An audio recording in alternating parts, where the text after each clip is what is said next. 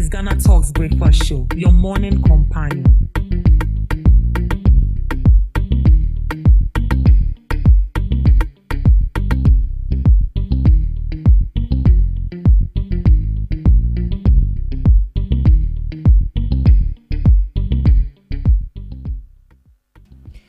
Good morning, it's another brand new day live on Ghana Talks Radio, and this is the breakfast show. And as we always do it, we serve you delicious and sumptuous breakfast. Yes, that has to do with politics and social issues and many more. Anything that has to do with concern to Ghana, we got you covered. So as you can see, I'm already in my black stars. Yes, black stars. Black star jersey. I'm sure this is not the original Black Star jersey, because looking at the amount of the Black Star jersey, and the number is 2,000. Medamento. Into a better imitino. Into a shame imitina, then we support the Black Stars. So today, Ghana and England would be having a fierce football match at exactly 8 p.m. So do all to stay clogged with Ghana Talks Radio. We will be bringing you the live commentary. Yes, I answer to the name Regina Bless. I also have with me in the studios Miss Debbie Adorso. Miss Debbie said the name is expensive. Yeah. Into Bodina. No boni. Now Bonnie. Into no Princess. Ahima. This year. You're welcome. Thank you. How was your night? Well, my night was quite okay. It was quite okay. Yeah. How was the quiz? It's good. Did you win? It's good. No, tell me what happened. It's good. That is all I can say. Wait. Were you contesting? Sister, you came in promptly when I have to sit in. But at the end of the day, we didn't carry last. Oh, we didn't. That is all that matters. Since you weren't adequately prepared enough. It came impromptu, and then we have to sit in. But That's God nice. being so good. Last party, la. And you're more fat. You see, that's why they always say it's good to be updated when it comes to your Bible and all that. Hey, me don't move from Panka. You're very real. Hey. But I'm sure with this, next time they will come fully prepared. Yeah. So far as you were not prepared and you won for last year, imagine you being prepared. World Cup na yebefa. Oh, yebefa ni de. Yebonfire. And then the Ghana and England. Yeah. Airborne match. I can't predict. Your new awakened football spirits. Sincerely speaking, I can't predict, but then I wish them the best. And you know, sometimes you don't have to undermine and underestimate anybody. So people are underestimating the Black Stars. This morning I came across a post where someone said England will score Ghana 1,001. Hey. Someone said Ghana 0, England 3. Someone said 0-0, they will play penalty. Ghana will score 1-0. Like a whole lot of predictions. But me, I can't predict. But then I wish them the best. And I mean, with the performance they've shown us in their first match, I think they are well to do. The right people should be placed on the field, and with their tactics and what they are taught, they should just display it on the field, and let's see what comes out of that. Yeah. And one thing with the predictions you were talking about, most people have had it in mind that when it comes to England, we will not be able to face it off with them. Yeah. And I also think the perception also counts. If you have that perception in mind, then they get ready. So It's not about whether the person has scored. It doesn't matter. Didn't we have David and Goliath? Goliath claimed that he has killed a lot of people. So Ghana is David. And David. England is Goliath. You just kill them with just a tiny stone. You get it. All right. So what's your prediction also? You can bring your prediction through the comment section, and also let's interact. So moving straight to today's major news headlines. NPP beats NDC with 49% support in new APL national vote tracker. A new survey by Africa Policy Lens shows the opposition New Patriotic Party with a clear lead in national voter intention. The National Voter Perception Poll, which the APL says it conducted from 23rd to 30th May 2026, surveyed 6,483 voters across all 16 regions to gauge political preferences, electoral participation, economic conditions, and perceptions of Ghana's directions. Looking at the key findings, the report indicates that the NPP currently enjoys a measurable advantage in national vote intention, with 49% of respondents indicating support for the NPP, 38% for the ruling National Democratic Congress, while 8% of the respondents said they were undecided. Those who said they won't vote were 3%, while 2 said they would vote for other political parties. When it comes to gender demographics, the report says more women leaned towards the NDC, while the NPP found favor with majority of men. About 44% of females preferred the NDC, 32.4% preferred the NPP, 22.3% for other parties, and 14.4% undecided, and 6.9% said they won't vote. In the male vote preference report, 51% preferred the NPP, 36.7% for the NDC, 1.7% for other parties, and 7.5% were undecided, while 3.1% said they won't vote.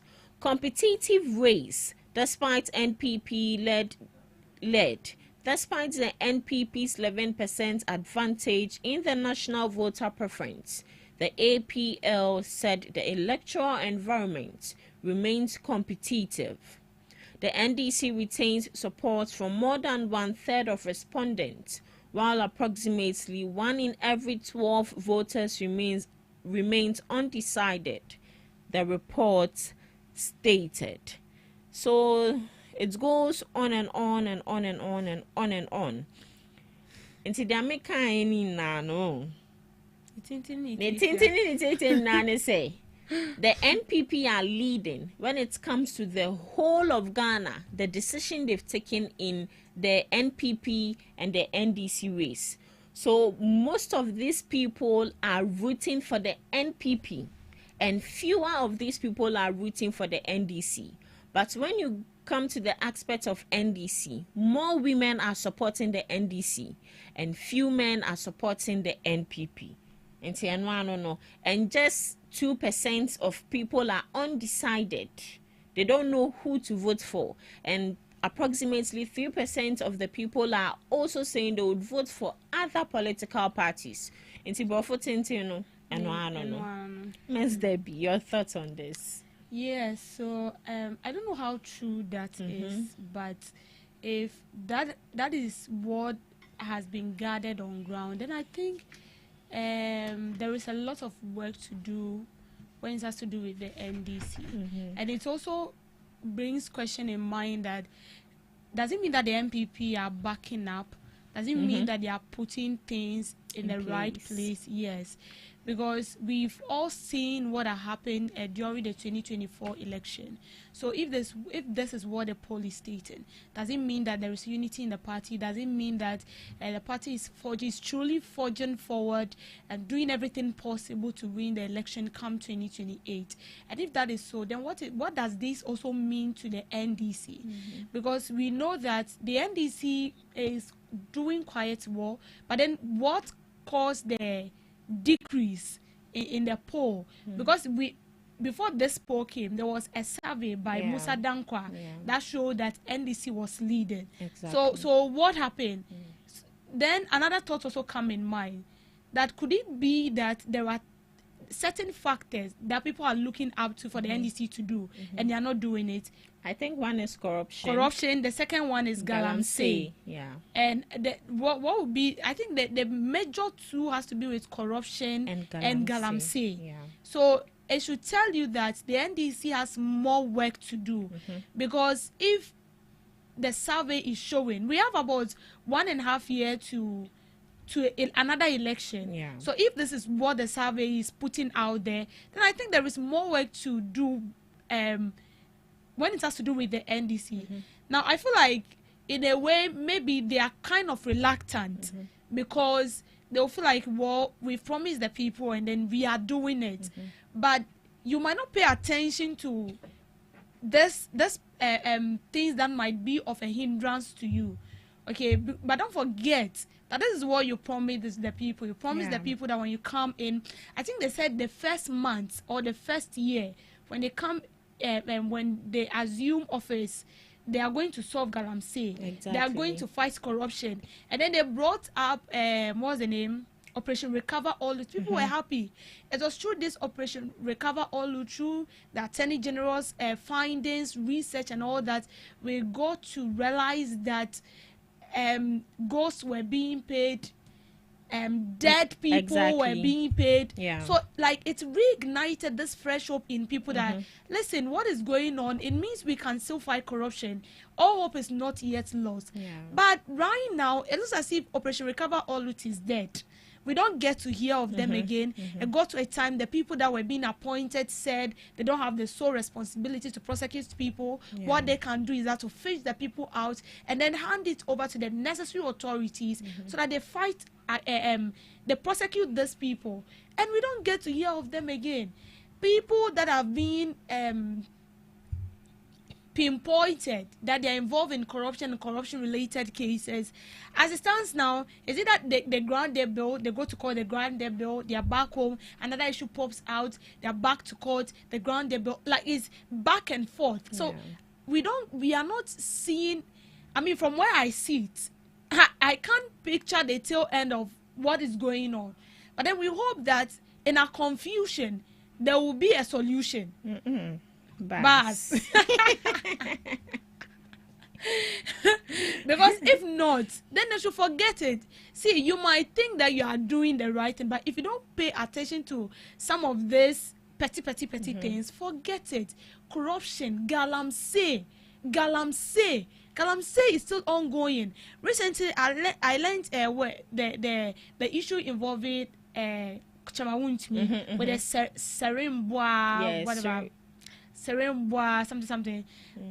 The recent rain that fell at, I think, Kumasi or so, it affected a whole lot of people in that area. And the galamsey pits where these people were mining, I mean, were bringing adverse effect on these people. And they were complaining. And I felt like, you see, if you promise the people, make sure you do it. Yeah. Even if you can't completely solve it, put in efforts. Let us know that this is what you are doing. You might think you are putting in effort, but all the measures the NDC are bringing on board right now, it's nothing new. We've seen that during the previous administration, they also did the same thing. So what is the difference? So for me, I feel like, see, there is a whole lot of work, a whole lot of work to do. This is not to discourage anybody, and this is not to how will I say it, to overpraise someone. I think this is the time they will need to fix things. They will need to fix their should I say challenges, because these are challenge to them. They should fix it. And if truly this is what the people are saying concerning MPP, then there is more to do, because what the survey is saying is not what I'm seeing. Do you understand? The moment I saw the survey, I asked, I'm a Ghanaian myself. I never saw this survey to participating. Yes. So seriously speaking, when I saw it, that was I think that was the first thing that came in mind. I was like, sincerely speaking, I didn't see so like what is going on. That is why I'm saying that this survey might be right or wrong, because there was a time where, was it Musa Dankwa said, this survey they do is not for free. They are being paid because they put in much effort into it. And I understand him, because if you are conducting a survey across all 16 regions, you need resources. You go on ground, and it's not as if when you go to these 16 regions, you just based on, let's say, voter region. You base on only whole. No. We have a lot of region. Exactly. So you need to interview all these people, get their opinions, their views, you jot it down. So this has to do with a lot of work. So it is not free. So if they take money to do that, then it should tell you that we can still have corrupt researchers and surveyors who would take money. Definitely. They would not even go on grounds. They would just sit down and then forge something. And don't forget that this survey has it has impact on the people. Exactly. It does have impact. Yeah. Because if this is the survey that people are saying, hey, and the MPP, you get it now. So I feel like if this is true, then kudos to the MPP, which I do not see. But if it is not, and for NDC, they still have a lot to do. Trust me. If NDC does not come to power, it is because of galamsey and corruption. Yeah. So if NDC doesn't come into power again, it's because of these two major programs, or should I say challenges, because they promised Ghanaians that they would solve these issues once they come into power. Before we move to the next headline, looking at the NDC and the NPP. The NPP is quite, your friend is obviously in opposition, and NDC are working around the clock, making sure that everything goes well. So to compare these two political parties, do you think NPP is ready to come into power again? I'm saying this based on the issues surrounding NPP, their in total's issue.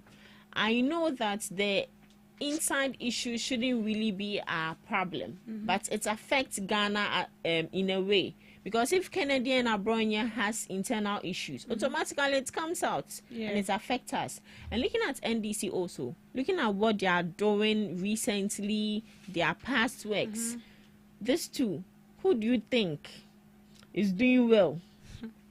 Unbiased opinion. Yeah, unbiased opinion. Fine.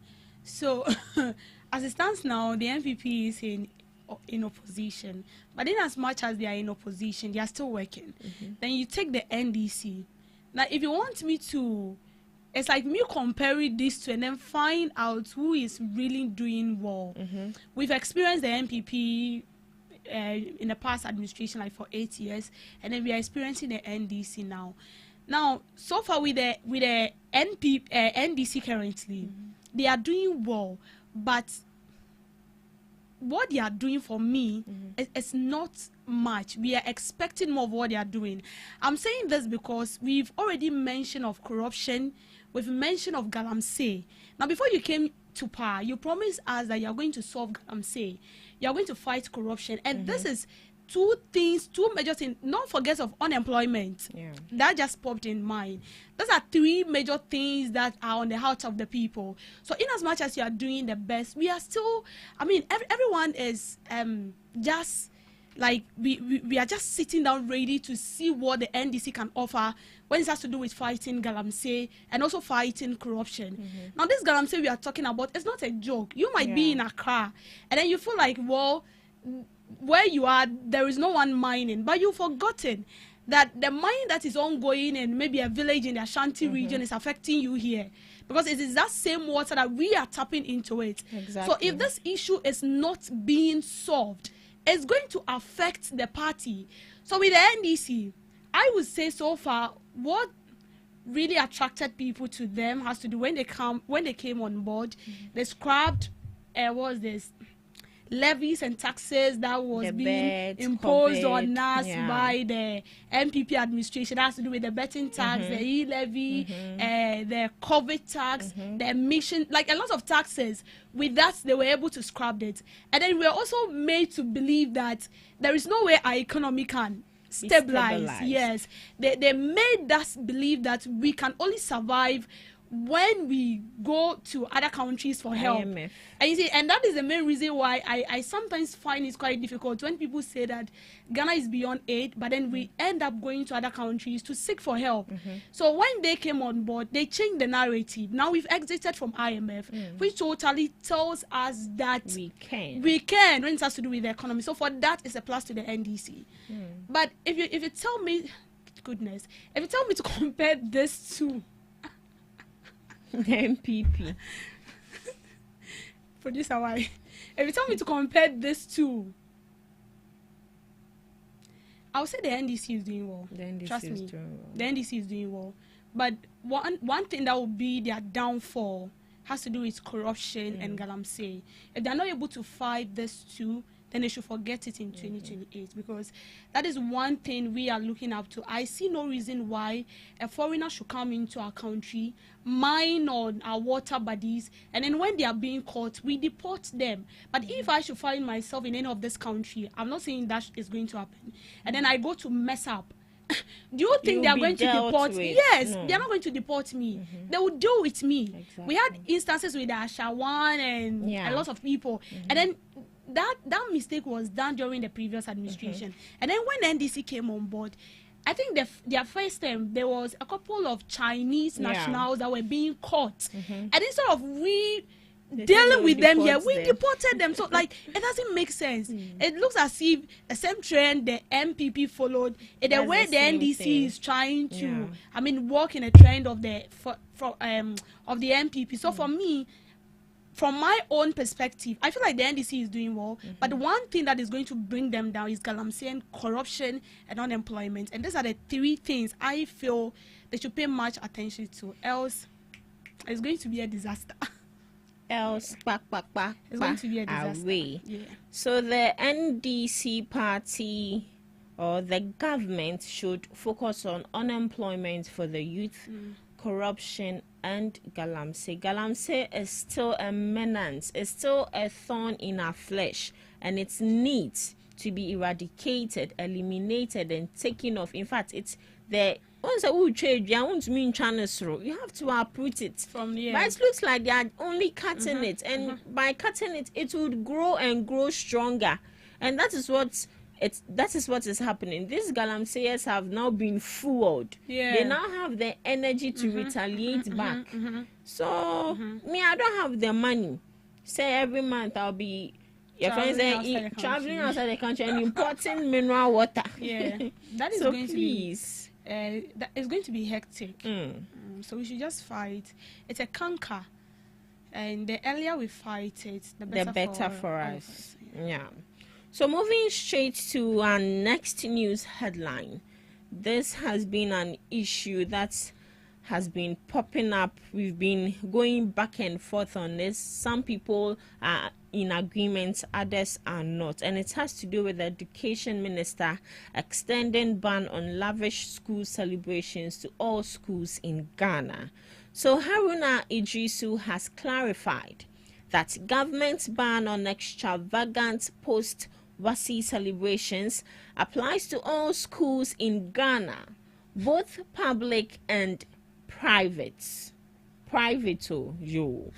As authorities move to curb what they describe as an unhealthy culture of excessive displays of wealth on school premises. Speaking on Joy FM Super Morning Show, the minister said the directive was intended to preserve the dignity of educational institutions and ensure that schools remain focused on learning and academic achievements.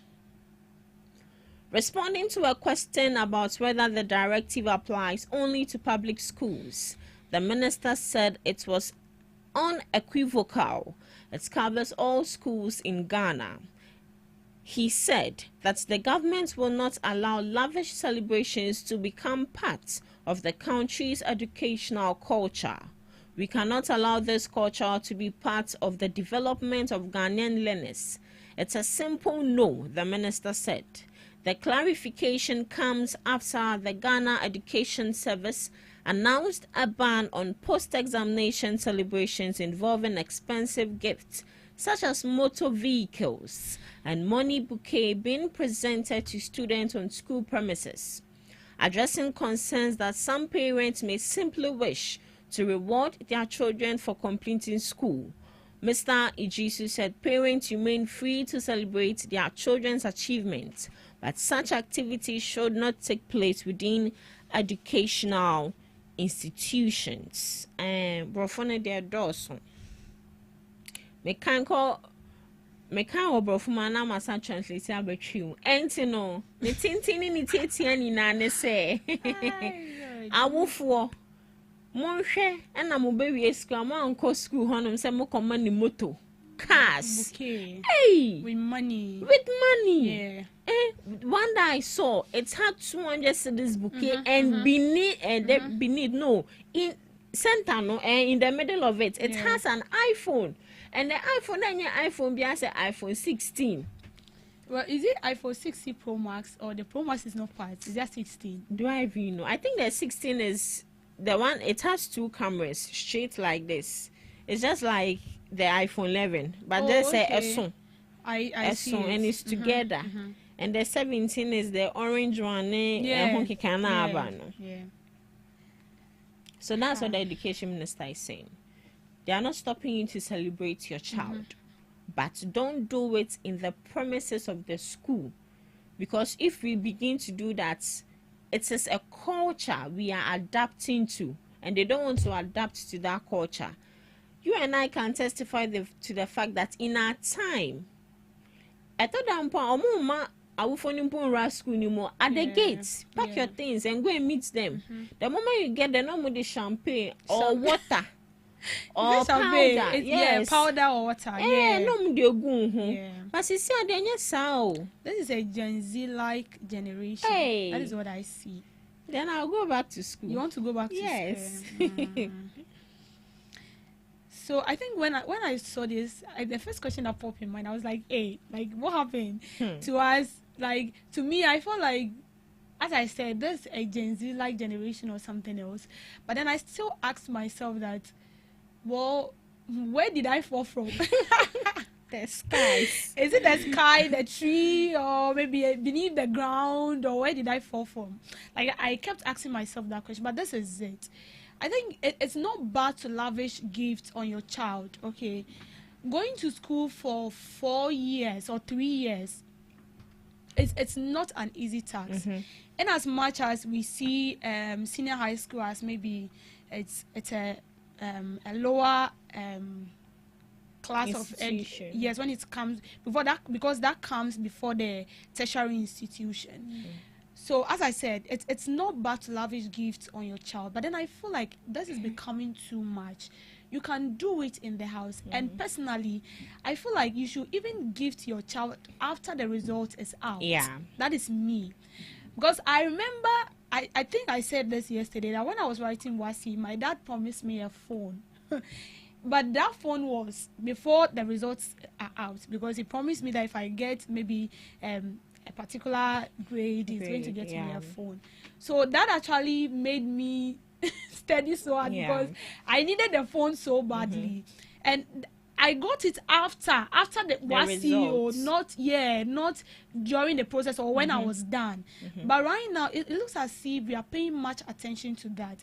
And when it happens like that, we are putting pressure on kids that are from low-income families.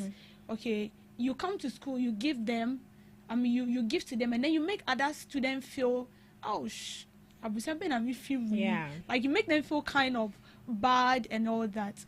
So not to cut you, but what you are saying, I think it's really happening. So one young lady saw what other mothers were doing, and unfortunately her mother is dead. So she took on social media, that is TikTok, posted her mother's picture, and she was crying. Who will be here to wish me? You get it. So I feel like it's not kind of necessary. Hey, senior high school, they are dashing people vehicles. Hey. They are dashing people vehicles. Mind, they are not any kind of vehicles. Like, these are like expensive vehicles, top class vehicles. That is what I see. To the extent that we've also seen instances where, I don't know, lovers or maybe their boyfriends or whatever it is coming to their school. My dear, you've seen it. I saw it. With a truckload of goodies. Yes. Hey. So the first thing that came in mind was, I don't need to underestimate anybody. That is not what I'm trying to do. But then my question is, where did he get that money? Okay, so this is what pushes young guys that are supposed to, do something meaningful into, engaging themselves in certain acts just to get the money and then impress you. Because trust me, if I've seen people doing this to my colleagues, I'll either pressure my mom. If I see that my mom cannot do it for me, I pressure my dad. If I feel like my dad, then I move it to my guy. You need to, like, by force, you need to do it. So whether you are supposed to borrow the money, whether you are going to steal the money, it's none of my business. All that I want is you just come and show off. Exactly. And then give me the bouquet with money and then the vehicle. Even if it's a hey, what if the vehicles they are giving them is a borrowed vehicles? No, but, okay. I learned that one was settings. Just settings. Just settings to just show social media and take the vehicle back. But I've seen others who were gifted actually like a normal using the vehicle. The vehicle. Yes, it's not bad, but for me, I feel like we should minimize it. It should be in the house. So it's so nice if your words complete school and then like surprise you get to as you said yesterday, ta-da! And then they give you like it's very nice. You don't have to come and show off in the school for people to see that, oh yes, like this is my dad, he has the money, this is my mom, they have the money. No, I feel like this is going too far. And with the ban, the directive that is being given by the Minister of Education, I think that is the right thing to do now. And then I also learned that any head of school, the head of school that will flout those rules will be taken on by the authority. And I feel like that is good. I think the best thing is you just focus on your studies. If the result is out, why not? It's after. I feel like celebration should be after the result. Yeah, that is the real it should celebration. be it should be after the results. Because for me personally, one thing I hate is going to writing of deck. Yeah. So it's either you pass once and for all. So what if the results are out and then they appreciate you? It's not bad. Even if you fail and they still need to appreciate you, there is nothing wrong with that. So please, you can lavish gifts on your child. It can be from morning to afternoon, the whole day. But then it shouldn't be like at the school premises. That is, for me, it's a no. It's a no. And one major concern should be this minors, because most of them are still minors. I think it is after this year now, or maybe 18, 19, 20. Before you ride or drive a vehicle, you need to have the license to do that. I'm not sure at that age you have driver's license. Maybe they'll get them a driver. Oh, okay. I'm sure. Rich niggas. Yes. I'm sure they'll get them the driver. True. If not, there may be, as we all said, it's just to make the crowd see that, oh, I want to give my child this, but just to show off, and then they keep the vehicle for you. Because if we don't do that, then I feel like we are going to flout a lot of rules. We remember, I think, was it last year or last 2 years? Is it the Amakuhini case? Yes, where the pastor, the man is a pastor, right? Yes. The son, Salifu, exactly. We saw what happened, and we wouldn't like that to, reoccur again. Yeah. So I think the right thing should be done. What the minister did for me, it's a good one. It's a good thing. Yeah, it's a good thing. So this is also a developing story with this same one. So Child Rights International calls for ban on social media access for children under 17. A child-friendly think tank and children's welfare advocates has called on the government to develop and enforce legislation restricting access to social media platforms for children under 17. The legislation should include mandatory, robust age verification systems for all digital platforms operating within the country, alongside clear penalties for non-compliance. The call comes for a study by the child-friendly non-governmental organization found that many social media platforms expose children to harmful, age-inappropriate content, including harmful online trends and misinformation, while offering limited content that positively supports their moral and cognitive development. Some of the children are increasingly influenced by social media personalities and content creators, many of whom have become important role models in their lives, the study found. However, The content they produce is often not subject to child protection standards and may promote behaviors, attitudes, and lifestyles that are unsuitable for children's healthy, that is the moral, cognitive, and psychological development. The CRI study therefore recommended that the strengthening of restrictions on children's access to social media platforms to serve as an important child protection measure and help create a safer digital environment for them. The CRI conducted a rapid study on screen time usage among children in Ghana to better understand how increasing digital access is shaping the lives, safety, and well-being of children. The study engaged children between the ages of 5 and 12 and explored their patterns of screen use, access to online content, and experiences in the digital environment. So they are saying that if you are not 17, 18, you do not have to have access to social media.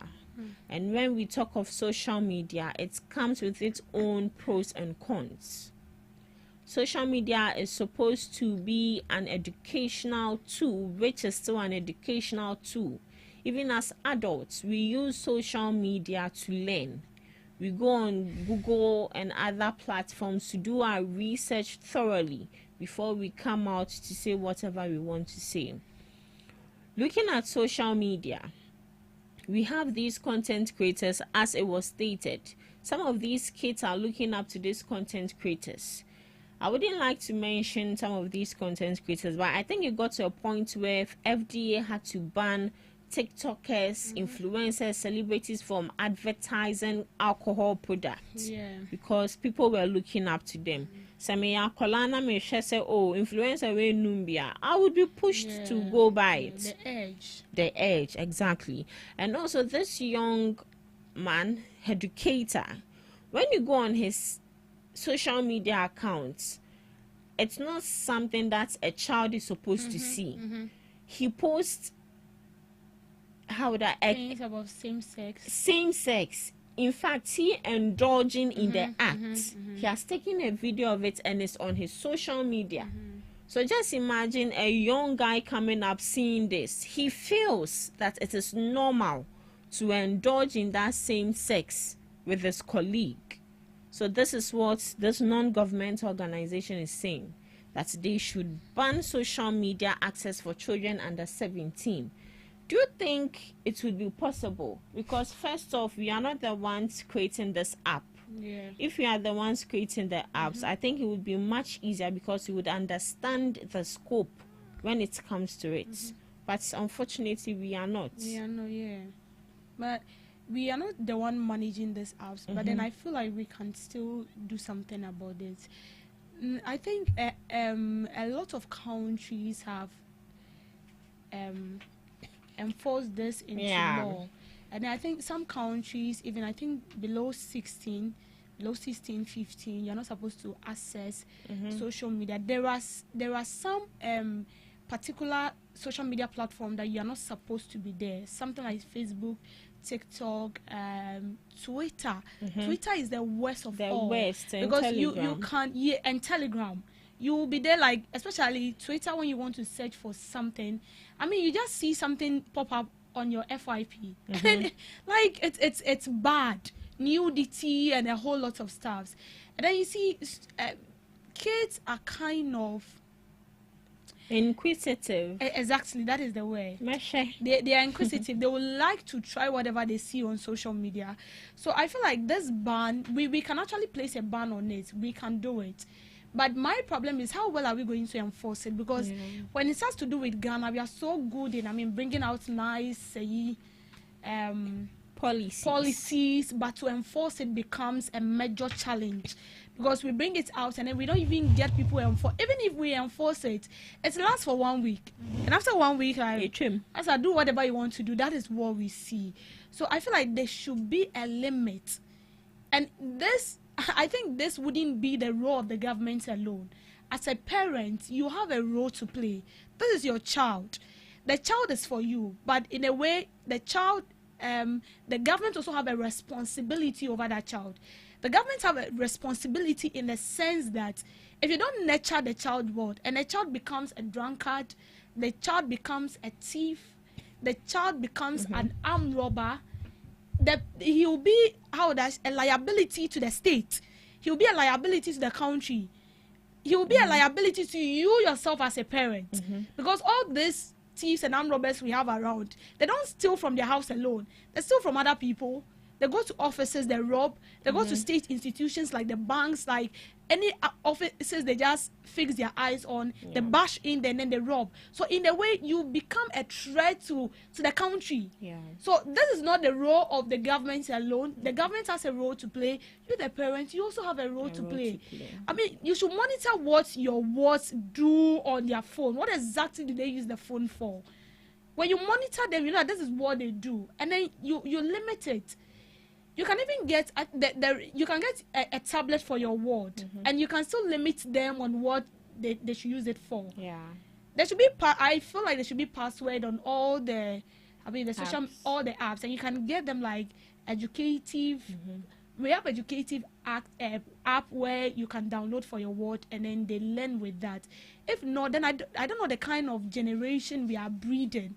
We've seen instances where students in JHS, senior high school, take phone, place the phone in front of them, and then they say all manner of things, profane words that are not supposed to be said openly, publicly. I mean, they say it like with all boldness. And then, I don't know whether you remember this vividly. When, I think before last year, WASI also, there were instances where there were this couple of teenagers, female teenagers. Is it a fuck? We get fuck at them. We go do whatever to them. They said if you should hide your husband because they are coming from school. If you don't hide your husband, they are coming after them, and they are going to fuck them. They are going to like a whole lot of nonsense. And then after the result came out, we saw how people. F9 in chains, exactly. F9 in chains. So you see, social media. See, I know whoever brought this whole thing about social media brought it for a positive reason. A lot of people are using social media to make money out there. People are making. I'm telling you, people are cashing out big time on TikTok, on Facebook, on Twitter.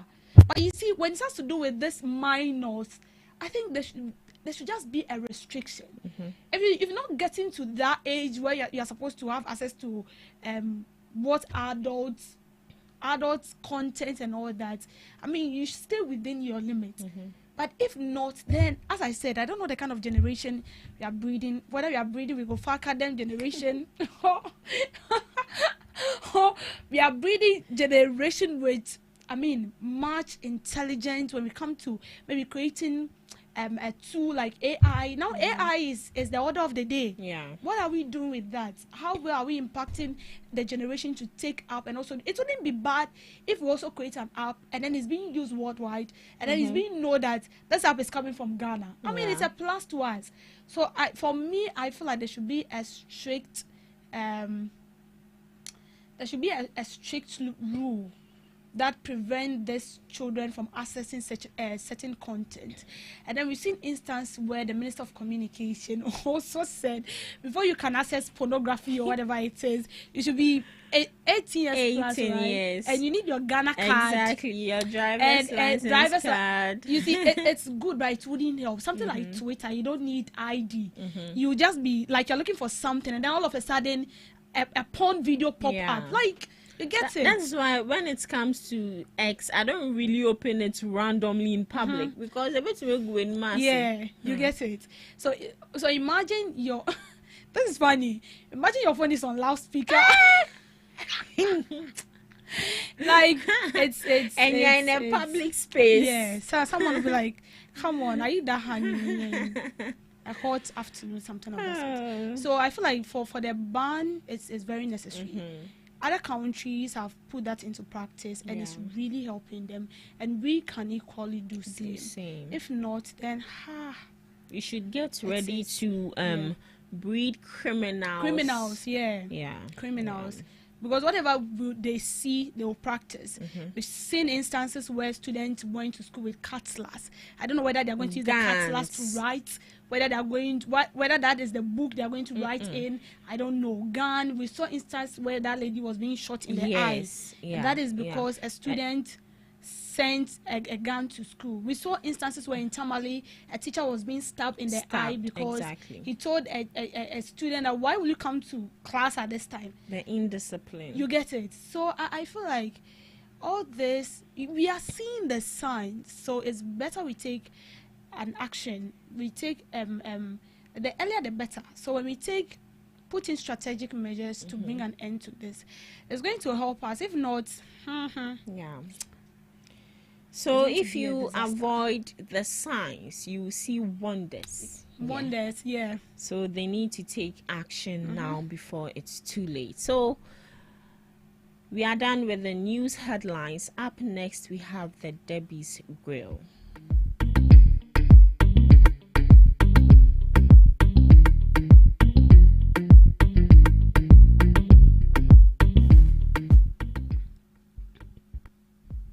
Okay, so welcome to Debbie's Grill, where we talk about issues that concern the state, void of politics, fear of favor. So the Asogli State and President of the Asogli Traditional Area, Togbi Apedi, has called for a stronger national commitment to fighting corruption. He cautioned that corrupt practices continue to undermine Ghana's development and national aspiration. Speaking at a public lecture in Accra to commemorate the birthday of former President Jerry John Rawlings, Togbi Apedi described corruption as a destructive force that weakens the foundation of the nation. The lecture held under the theme From Revolution to Fourth Republic, the Rawlings legacy brought together political leaders, academics, traditional authorities, and members of the public to reflect on the impact of the late former president on Ghana's democratic journey. Addressing participants, Togbi Apedi urged Ghanaians to uphold integrity and accountability in both public and private lives, stressing that national progress cannot be achieved if corruption is allowed to flourish. The renowned businessman and traditional ruler linked his remarks to values often associated with Rawlings, particularly a stance against corruption and abuse of power. He noted that while Ghana has made significant gains in democratic governance and economic development over the years, corruption remains one of the major obstacles to national transformation. He called on citizens, institutions, and political leaders to demonstrate greater commitment to transparency, ethical conduct, arguing that honesty and integrity should become a core national value. As part of activities marking the birthday of Jerry John Rawlings, whose political legacy continues to generate debate decades after Ghana's transition from military rule to constitutional democracy. So this is from Togbi Apedi. He's saying that corrupt citizens are termite-eating foundations of development. Now, I think we've spoken about this over and over again. There is no way a country can develop when it's being mad with corruption. When it happens like that, we are only joking. We are not fighting corruption. We only fight corruption on paper, and then we don't fight corruption by putting in much effort. Now, I would say one of the challenge that keep fighting us as a country has to do with corruption. Over the years, we've seen instances where people still stole from the state. Divert money that are not supposed to be theirs, divert money that is meant for the state into their private account.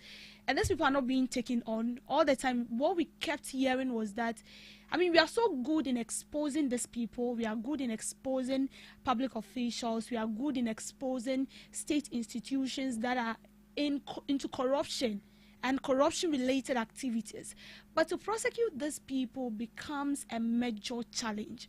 And because we don't use these people as an scapegoat, or we don't use them as an example for other people, it becomes, state institutions become safe haven. It becomes a conducive environment where these people come in and they feel like they can loot from the state and go scot-free.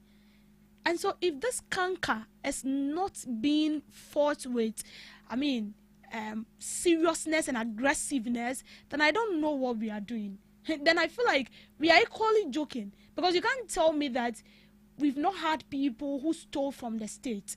Recently, there have been a lot of exposés where dead people were being paid salary. We had instances where national service personnel were complaining because they were not being paid. Not knowing, we had people who were diverting money into their own private account. We have people who were diverting money into the account of deceased. I don't know if ghosts, wherever they are, there is a shop there where they shop to buy groceries and all that. We're paying ghosts every month. And then we had people that are working and they're not getting paid. And that is because we have people occupying this office and they've already made up their mind that they will loot. And that is the main reason why when this current administration brought on board Operation Recover or Loot, we're all happy, we were excited, because we felt that that is the major way we can fight corruption. And we've also realized that they've really loot from previous administrations. There've been a period where, state officials were stealing from us. Because trust me, we were paying taxes, but we were not even seeing what our taxes were being used for. But day in, day out, we pay taxes each and every day. And we live in a country where someone goes to steal cassava, someone goes to steal a hen, a cock, and the person is being jailed for 6 months, the person is being jailed for 2 years, the person is being jailed for 3 years. And then we have state officials who take in money to develop the country. When it has to do with education, infrastructure, when it has to do with building hospitals, when it has to do with road construction, we have state representative of government officials that are in charge of that and are supposed to ensure that the right thing is being done. They end up either dividing the money into two or not even doing it at all. And because personally, I feel like in a way the money is being divided, and that is why we don't even get good roads. And so we construct a road today. In the next 2 years, our roads are tattered, and then we need to construct them again. And so if you pay keen attention to our leaders, they keep repeating their manifesto is always one way. It's either we are constructing roads, we are building schools, we are building hospitals. Like it's in a sequence, and whatever they are putting across is something that they've already been putting across for a very long time. All the time we are constructing roads, all the time we are building hospitals, all the times we are building schools. That should tell you that the officials that are being kept and are being given power to do the right thing are not doing it. And I kept saying this, we cannot fight corruption on paper. We can only fight corruption on grounds.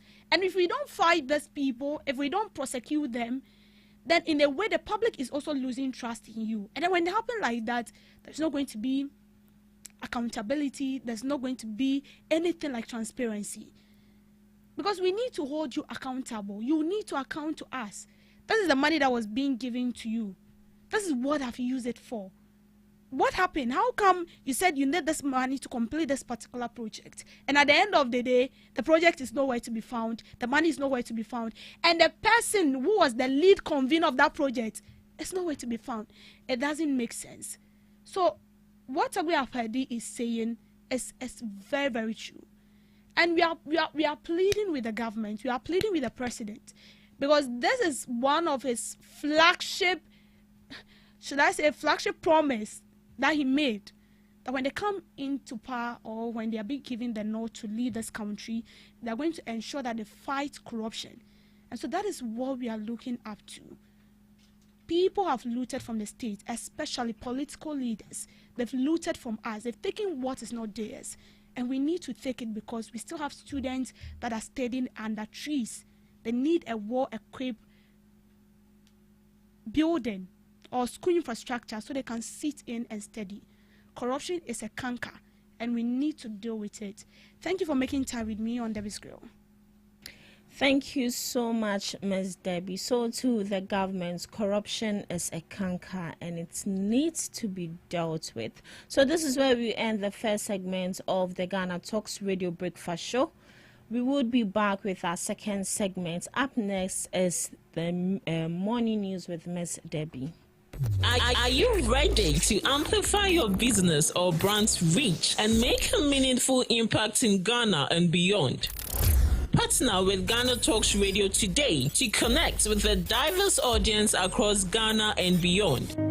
Elevate your brand through on-air promotions and social media. Boost your brand during prime time. With Ghana Talks Radio, you can extend your reach across digital platforms. Ghana Talks Radio is not just a station, it is a community hub where your brand becomes part of the conversation. Join us in fostering connections, celebrating culture, and making a lasting impression. For customized sponsorship packages and enquiries, email contact@GhanaTalksRadio.com or call +233 202 544614. Ghana Talks Radio, giving the youth a voice. We bring you local news, business news, international, sports, and entertainment news right here on GTR.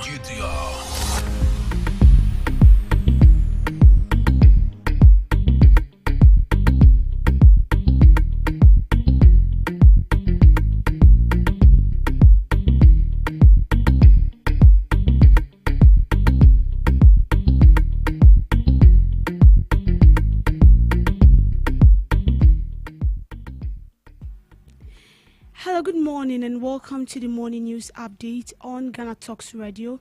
Coming up this morning, the NDC has named its national party headquarters after former President Jerry John Rawlings to honor the founder's legacy in Parliament. Minority Leader cautioned its members against public criticism of the new patriotic party. Health officials in the Ashanti region sounds caution as river blindness quadrupled over the past year. Also in the news, political analyst Ibrahim Ajay urged Ghanaians to reflect on private actions that drive public cause. Residents in Makati Hills have decried unlawful refuse disposal by Bola carriers, urging its Member of Parliament to focus on sanitation instead of partisan interest. On the business front, the city is making strong comeback against the dollar, going for 12.10 on the retail market. We've got details on all these stories and more right after this.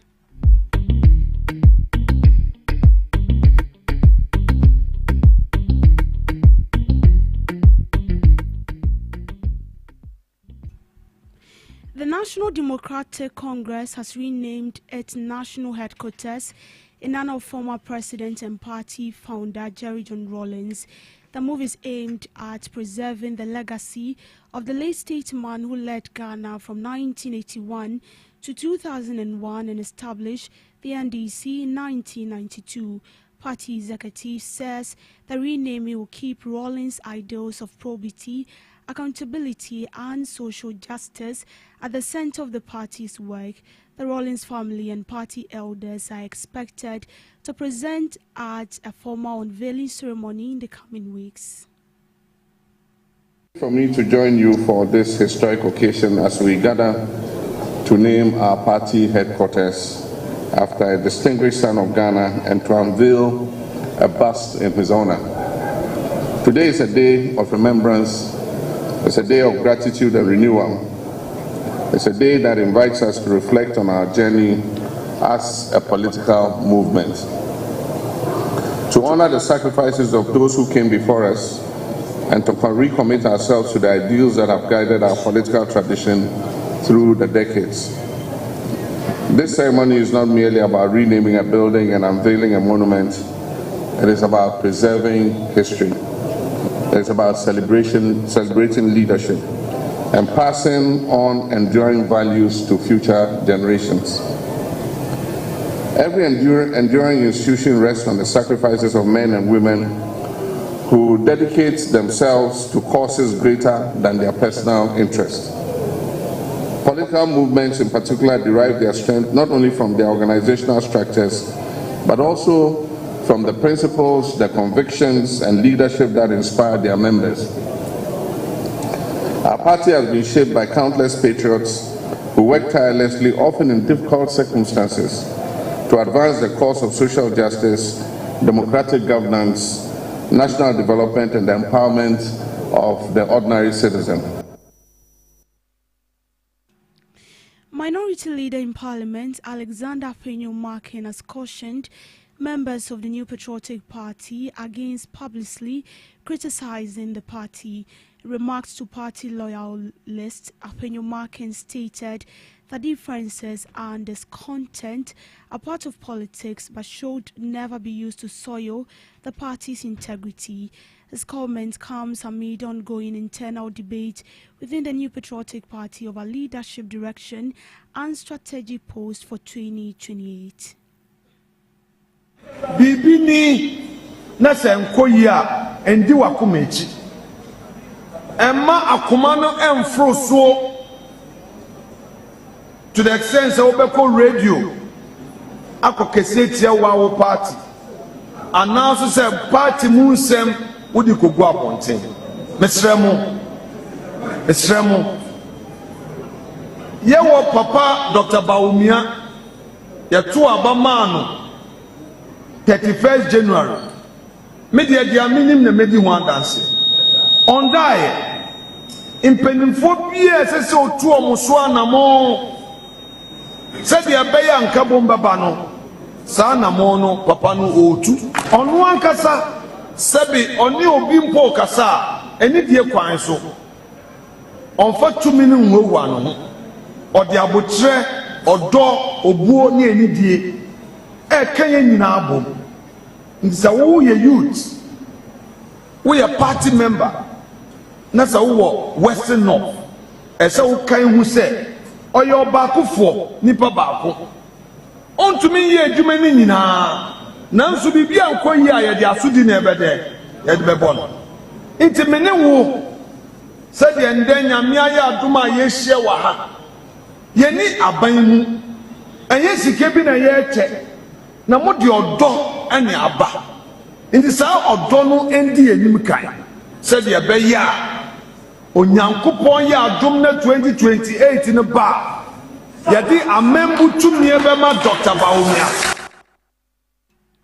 Suspected cases of river blindness, onchocerciasis in the Ashanti region have surged nearly fourfold within 12 months, climbing from 46 cases in 2024 to 160 cases in 2025. The Ashanti Regional Health Directorate has reported. The Directorate also recorded a jump in schistosomiasis from 298 cases in 2024 to 401 cases in 2025.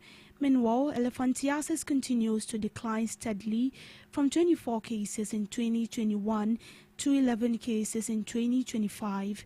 Health authorities attribute the rise in river blindness and schistosomiasis to reduced community participation, poor sanitation, and increased human contact with rivers used for farming, bathing, and washing. Ahead of the 2026 Mass Drug Administration Municipal District Assembly exercise, officials called for renewed public education and sustained community action. Neglected tropical diseases continue to affect some of our communities, especially those living near rivers, streams, and water bodies. These diseases can cause severe health complications, including visual impairment, blindness, skin diseases, blood in urine, kidney damage, poor school performance, and reduced productivity among adults. And not only that, it has a lot of social stigma when there is disfigurement affecting individuals' dignity. Figures of clients who were treated on suspicion of the disease in Ashanti region from 2021 to 2025. And these were cases that were seen in our consulting rooms from history.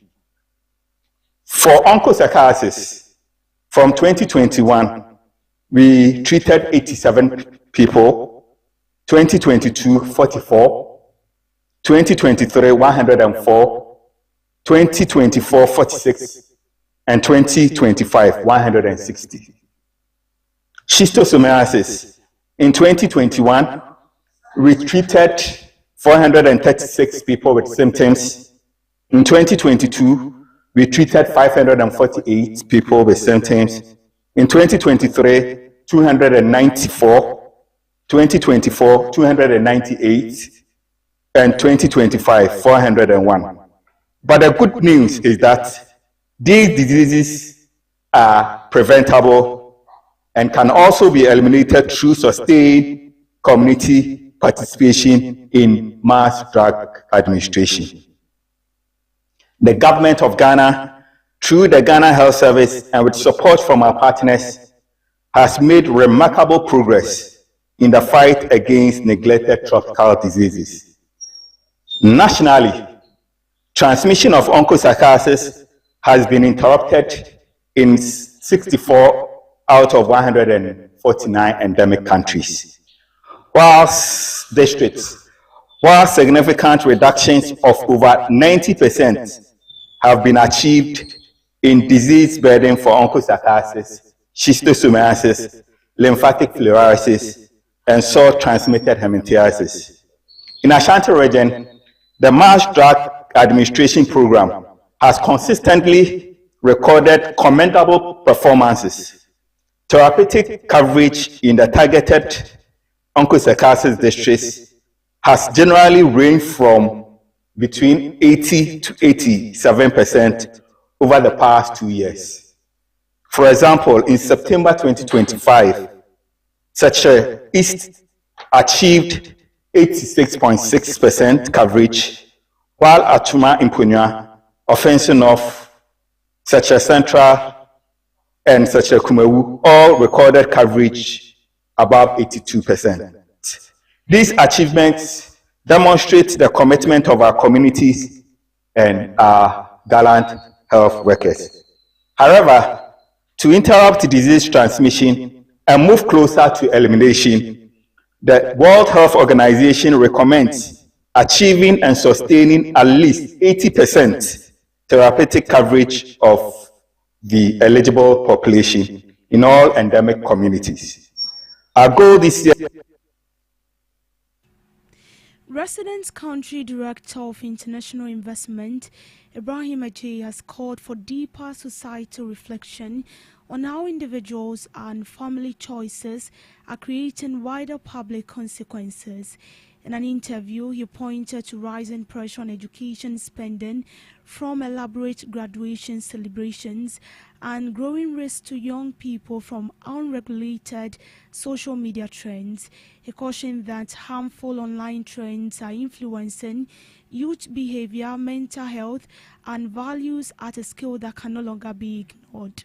According to him, the conversation should not be about banning celebrations, but about balance, responsibility, and protecting the generation from avoidable harm. You know, somebody will plead poverty. They have no money to send their children to JHS. Remember, SHS is free. Yeah. JHS is not yet, inshallah. Under Dr. Bawumia it will be. But JHS is not free, but you will find money for funerals, but you won't find it for your child to go to JHS. Now I'm coming back to the matter at hand. It is a concern, and we have to be concerned. Sometimes you cannot allow a society to do what it wants when there is a negative impact across board. Link it to how right now there is a proposal here in Ghana that under 17s should not be allowed on social media. That is a good policy. Somebody will say, oh no, allow them, it's democracy.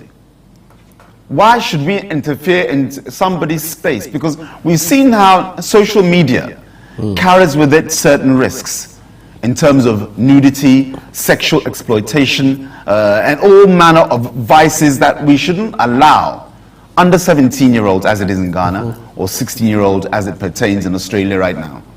So where there is a private function, the consequences of that private function, and graduation is a private thing, albeit within a public space, because the Ghana educational school system are public institutions. It's private, yes, but it leaks into or bleeds into a public space. And what will happen? Suddenly those who are not well-to-do financially feel pressured into now competing, just as we do on the funerals. That's why I gave that example. Pressure to look good at your graduation. And so sometimes the state has to come in and sanitize the situation. And I think it's parents and students, if they look at it holistically, as to the knock-on effect, the consequences of somehow us monetizing this area. Residents of Makati Hills have decried the careless disposal of refuse by Bola carriers, cautioning of growing health and environmental dangers. The resident says piles of waste dumped in open spaces attract flies and foul odors. They urge their member of parliament to focus on permanent solutions rather than engaging in partisan trends. They are also calling for increased enforcement by the assembly, designated waste collection point, and public education for Bola carriers on proper disposal practices. Well, and so some would be cool. Can any cry or salvation or well, I know more shots as somebody about now on Timbia or one of the so to Sunya Panko. No shots as somebody ball and go on so to now about the take a month for feeling if you baby had a crown in Sota. Who could be one in Supan? In somebody ball and shots as okay. Yakasasa.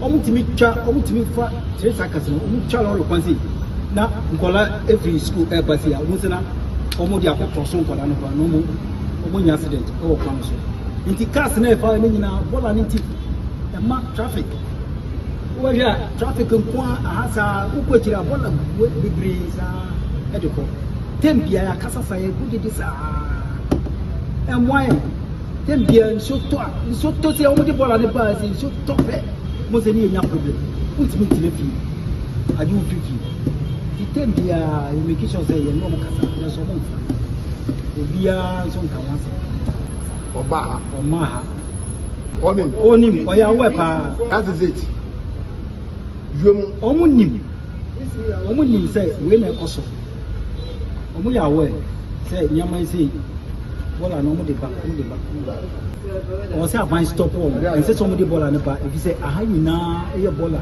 nsuo flade kwama fufi tem bia nsuo betuka bia wo se na to omo di bola na esi kwan nyina efi ho no ti bra na ebewa ha papa wa nti nyenya say aban e make sure say omo fa bola na maha na omo ma yare bia mo bia wa so bi say bola no to mo di ba no and then need out who say ana ye clean kakra anka aha anyina bon timi gina ha e bon kan yare ya koso eni ndam Nigeria ni ndam ha ya bi ba ni mo say amafo yare me brand.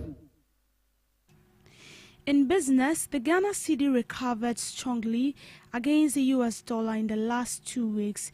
The local currency year-to-date losses reduced significantly from about 11% to roughly 6% over the 2-week review period, supported by strong foreign exchange supply from the Bank of Ghana.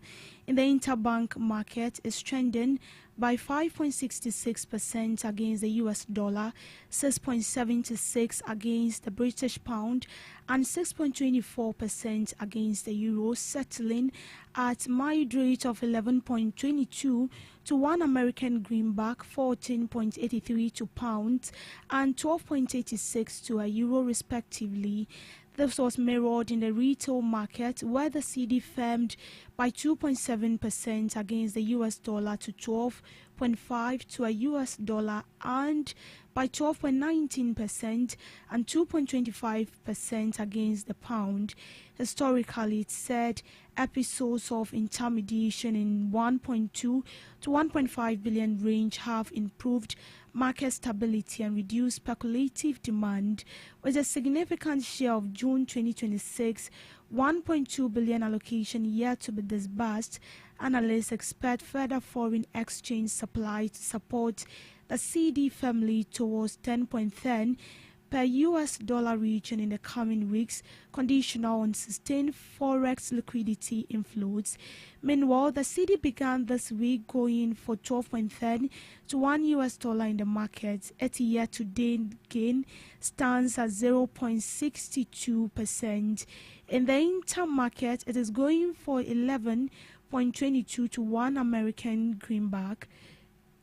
To sports, World Cup debutant Cabo Verde continued their impressive run at the 2026 FIFA World Cup after holding Uruguay draw in their second Group H match on Sunday, June 21st.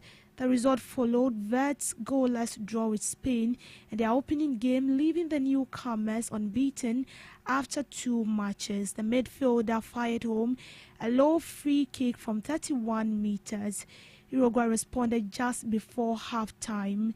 Maxi headed home in the 44th minute after reacting quicker to a rebound that set up Augustin in first half stoppage time as Uruguay turned a 1-goal deficit into a 2-1 lead. Cabo Verde equalized in the 61 minutes through substitute. 2 minutes after coming on board, they intercepted a misplaced back pass, rounded goalkeeper and slotted into an empty net.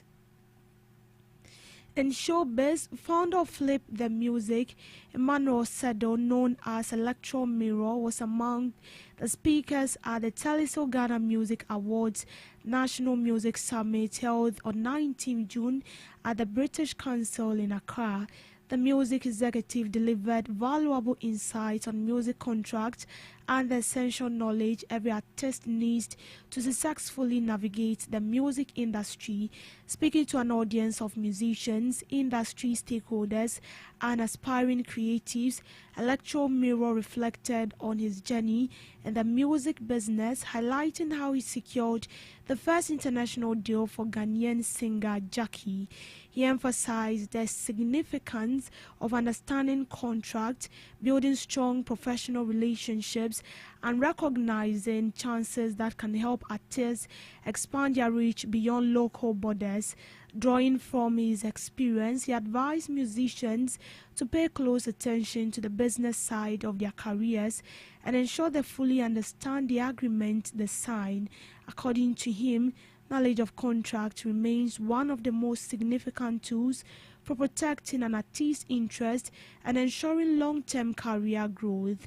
Electro Mirror also stressed the need for artists to create distinctive records that set them apart in an increasingly competitive music landscape.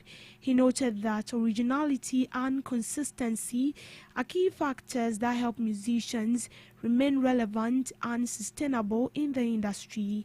The session formed part of TGMA Music Summit effort to equip industry players with practical knowledge and insight from experienced professionals while fostering growth and innovation within Ghana's music ecosystem.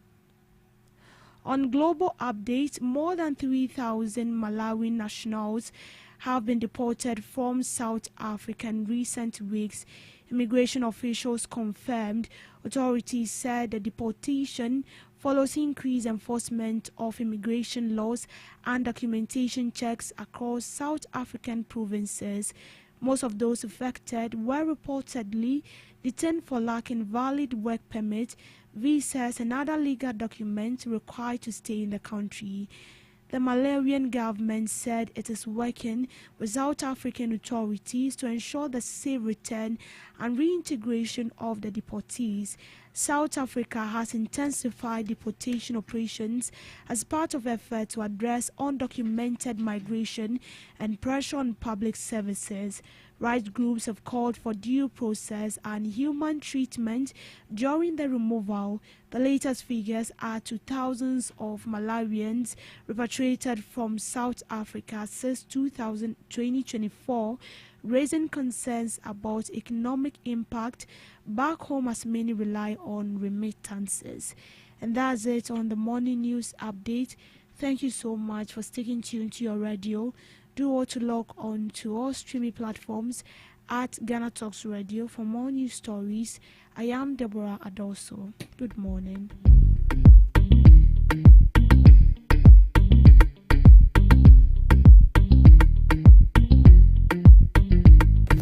Are you ready to amplify your business or brand's reach and make a meaningful impact in Ghana and beyond? Partner with Ghana Talks Radio today to connect with a diverse audience across Ghana and beyond. Elevate your brand through on-air promotions and social media. Boost your brand during prime time. With Ghana Talks Radio, you can extend your reach across digital platforms. Ghana Talks Radio is not just a station, it is a community hub where your brand becomes part of the conversation. Join us in fostering connections, celebrating culture, and making a lasting impression. For customized sponsorship packages and enquiries, email contact@GhanaTalksRadio.com or call +233 202 544614. Ghana Talks Radio, giving the youth a voice.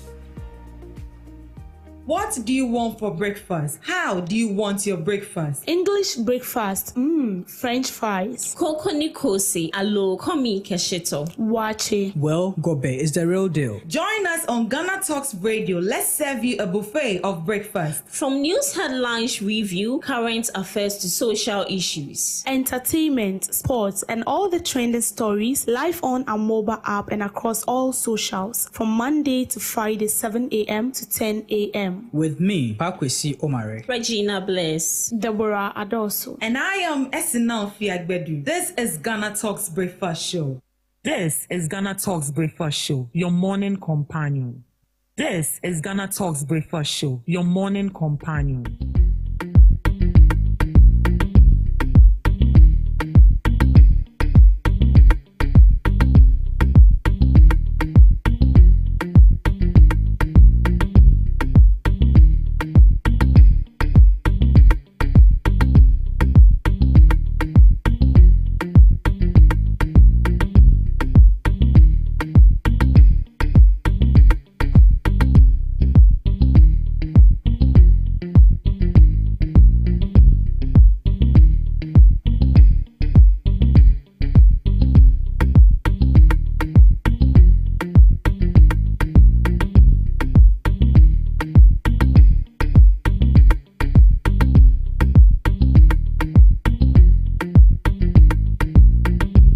This is Ghana Talks Breakfast Show, your morning companion.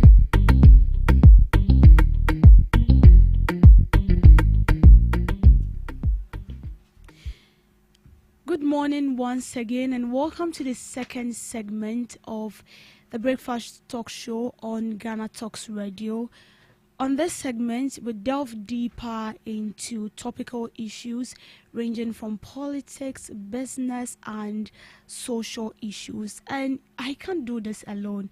And so right here in the studios, I have with me my knowledgeable panelists who are going to help me delve into trending issues in politics and also social issues, where they are going to share their opinions, their views concerning trending issues right here in the country.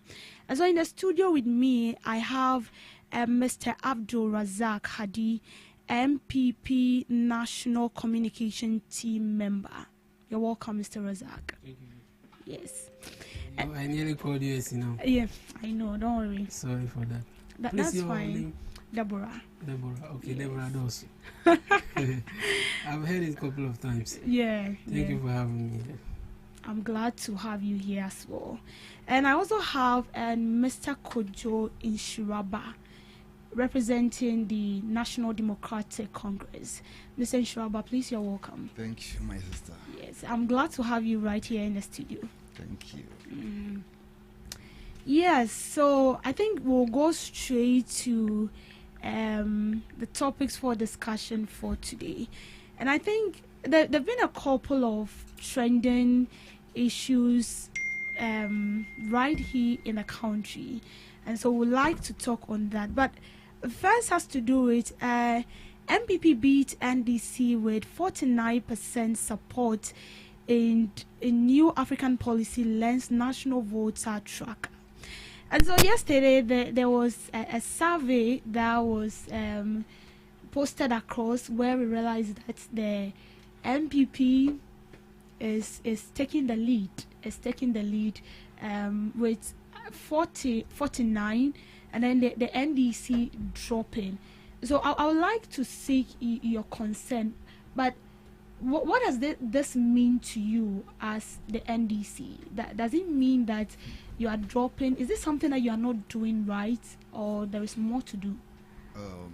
First of all, let me say a very good morning to your listeners and everyone watching us this morning, again to the President of the land, His Excellency John Dramani Mahama, who in the last 1 year, 6 months have been able to perform exceedingly more than what President Akufo-Addo and Dr. Bawumia performed, taking Ghana from a B-minus economy to a junk economy before they left office in 2025.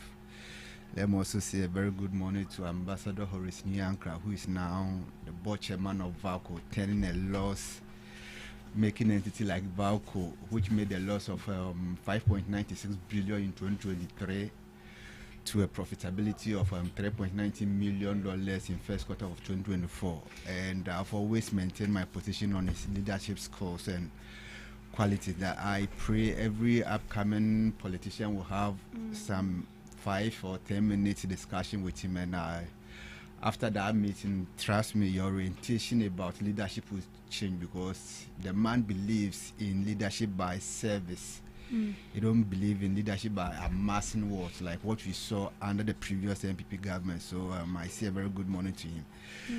Let me go to your topic for discussion concerning the poll that was brought out by APL, that is Africa Policy Lens, which all the founding members are MPP bringwings, which there's no dispute to that fact. And I say this to be an orchestrated move to deceive Ghanaians. All these people involved in this policy lens post, they are all Bawumia employees. So this post was cooked from Bawumia's kitchen, and you cannot dispute that fact.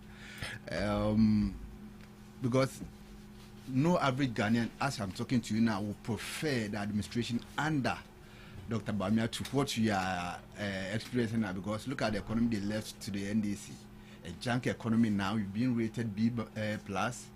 Economy which had an inflation of 23.8% when they were leaving office in 2025. In fact, in 2022, inflation went as high as 54%. As I'm talking to you currently, inflation is hovering around 3.2%. Do you think any Ghanaian would prefer an inflation of 23% to an inflation of 3.2%? No. Let's talk about food inflation. Under MPP, food inflation rose as high as 29.7%. In fact, in 2022, Ghana was ranked highest food inflation in sub-Saharan Africa. As I'm talking to you now, food inflation is hovering around 2.3%. So which Ghanaian would prefer an economy where food inflation was almost 30% to an food inflation of 2.3%? Let's talk about lending rates. Businessmen who were engaging small loans to invest in their business, lending rates. Under MPP, lending rates was almost 30%. Whenever you are going for a loan to invest in your business, you pay as high as almost 30% to invest. At the end of the day, all your money will go into services and paying the loan you went for. As I'm talking to you now, lending rate is moving around 14 to 15%. So tell me, which Ghanaian will prefer an economy where lending rate was almost 30% to an economy where lending rate is above 14 to 15%? So you doubt the survey? Just like I told you, it was just an orchestrated move by MPP loyalists, MPP employees, Dr. Bawumia employees. But this is a survey that was conducted across all 16 regions.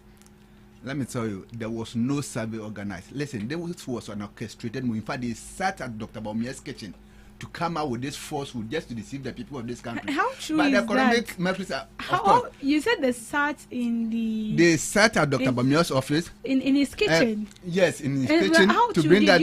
Don't forget, let me tell you. You have a proof to that? Exactly, let me tell you. Okay. Let me give you the founding members of this supposed African policy lens. All right, sure. One is Dr. Zato. You know Dr. Zato? Do you know he contested for NPP parliamentary election in Sisala East?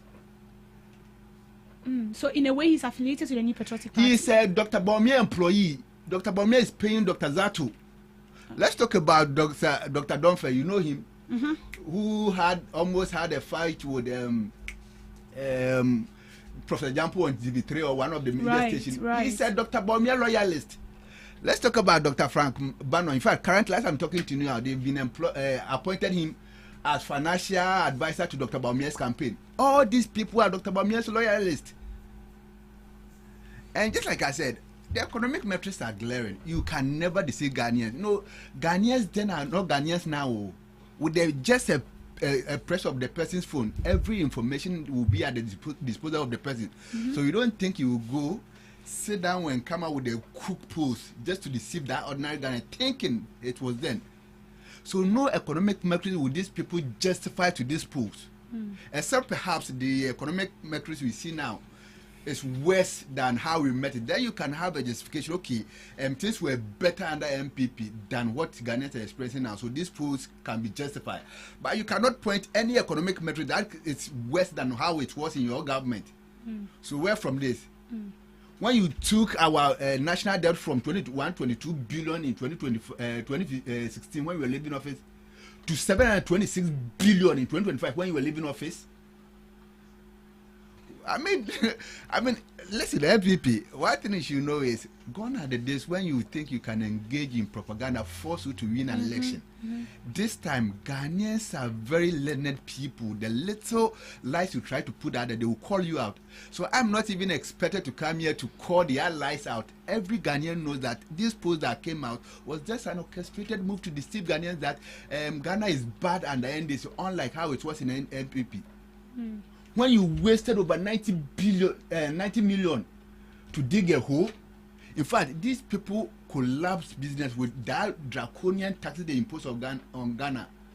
Were you not here when under the supposed taxes that they were putting on Ghana, Nivea Ghana collapsed, Bet 360 collapsed, the game at Akramo collapsed, Big Pen collapsed, Nivea Ghana collapsed. In fact, 850,000 Ghanaians lost their jobs because of their banking sector cleanup. You took unemployment rate from NDC in 2016 from 8.4%. When leaving office in 2025, it was 14.7%. As I'm talking to you now, unemployment rate is hovering around 13.7%, meaning in less than 1 year, we were able to create over 1 million jobs. What are you going to tell Ghanaians? So, wait. Less than a year, that is your government, yes, has created over 1 million jobs. Can you please mention some of the jobs that was being created? Okay, let me continue. I have. Okay, when he's making the submission, I'll take the report from so my bag. you look for it. I want to read something here. Okay. So you look for it. I want to read something else. So I'll come back to you before I move to him. You want where the report is coming from the job? Yes, you said the NDC has created 1 million jobs since they've assumed power for a year. So you want the report or you want the jobs you've created? I want the jobs you've created. I don't have to go into my bag. All right, sure. Let's go. Okay. We promise Ghanaians when we come into office, we are going to initiate what we call a mirror program to give financial relief and advice to young entrepreneurs to be able to expand and create more jobs. The last disbursements was given. Ghanaian youth have started expanding their business, creating over 10,000 jobs in just a year. We also promised to initiate what we call 1 million coders program. To train Ghanaian youth who are into coding to prepare them for the job market, which we have started recruiting Ghanaians. Again, we brought something we call National Apprenticeship Program to give vocational skills to young Ghanaians who could not, enhance their education. Which we have done that. Let me go to YE. Under Malik Basentale as the CEO of YE. YE was able to partner with Ghana Police to bring what you call community police service to recruit over 6,000 Ghanaians. Again, YE partners ambulance service to recruit over 5,000 Ghanaians. In fact, YE also partner with G4S, it's a private security agency, to recruit over 10,000 Ghanaians. All these are jobs created under the NDC in the last 1 year. If I should go on to mention it, even the 1 million that I just spoke about, I mean, the report came, I think, later 2025. Now we have created over that 1 million that was anticipated. So listen, NDC, whatever we promise the people of Ghana, we will make sure that we fulfill them, because I've always believed Ghanaians are not ungrateful. Okay. Whenever they give you the opportunity to serve and you serve them right, there's no way they will give that disgraceful defeat that they gave MPP in the last election. So we are committed to fulfill all our promises to the people of this country, to give them that relief they sought under the MPP government, which they never got. Okay. So NDC government is touching lives through job creation. And this is touching life through initiative meant to expand people's businesses. Let's talk about taxes that they impose on the people of this country. The yield levy, the betting tax, the emission tax, the COVID tax, all of them have been scrapped by NDC government. Let's talk about VAT.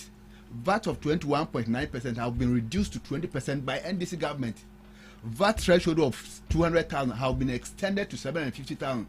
It's also when you are a small SME, in a year when you don't get a turnover of 750,000, you don't have to register for VAT.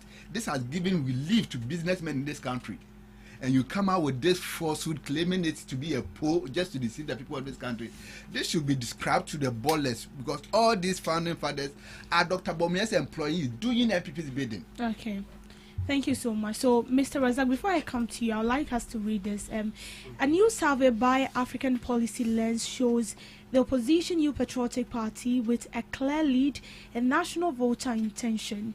The National Voter Perception Poll, which the Africa Policy Lens says it's conducted from 23rd to 30th May, surveyed 6,483 voters across all 16 regions to gauge political preference, electoral participation, economic conditions, and perception of Ghana's direction.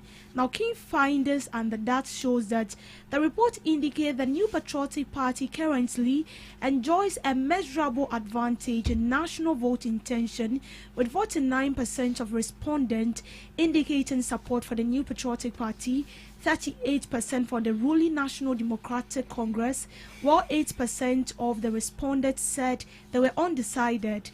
Those who said they won't vote are 3%, while 2% said they will vote for other political parties. When it comes to gender demographics, the report says more women lean towards the NDC, while the MPP found favor with majority men. I don't know why it's like that. Maybe you will have to explain to us. About 44% of females preferred NDC, 32.4% preferred MPP, 22.3% for other parties, 14.4% undecided, and 6.9% said they won't vote. In the male vote preference report, 51% preferred the MPP, 36.7% for the NDC, 1.7% for other parties, 7.5% were undecided, while 3.1% said they won't vote. So competitive race despite MPP lead despite the MPP's 11% advantage in the national voter preference. Africa Policy Lens said the electoral environment remains competitive. According to them, support for both parties is closely tied to 4 factors: perception of national direction, economic satisfaction, personal well-being, and likelihood to vote, with partisanship driving many choices. So the poll found a sharp split in voter sentiment and says voters with positive views on national conditions and the economy were more likely to support the NDC, while voters dissatisfied with the economy and pessimistic about national direction lean towards the New Patriotic Party. Mr. Razak, does it mean that the MPP is rebounding back, or is it a fake or false fabrication, as Mr. Ishiraba said? Okay, Deborah, thank you very much for the opportunity. Before my substantive submission, I want to address a few comments made by my brother here. I'm a believer in research. Okay. When it comes to research, I believe in research, because that's the only way you get come up with new findings as to what's going on, in the country. And so I'm a believer in research. Okay. But this is issue of politics. The question of whether or not the political affiliation of a researcher barred that same person from conducting research that basically will predict what is going to happen in the future.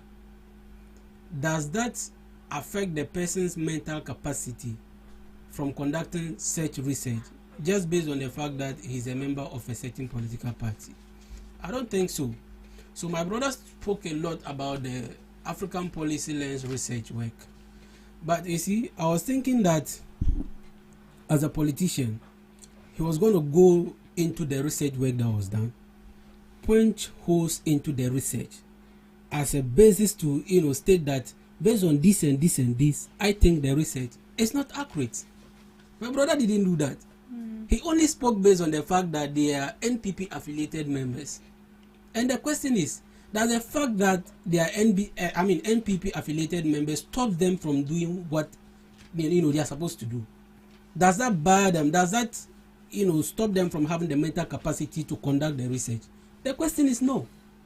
So if you are going to condemn the research based on the findings that they brought, punch holes into the findings, then you would have a point.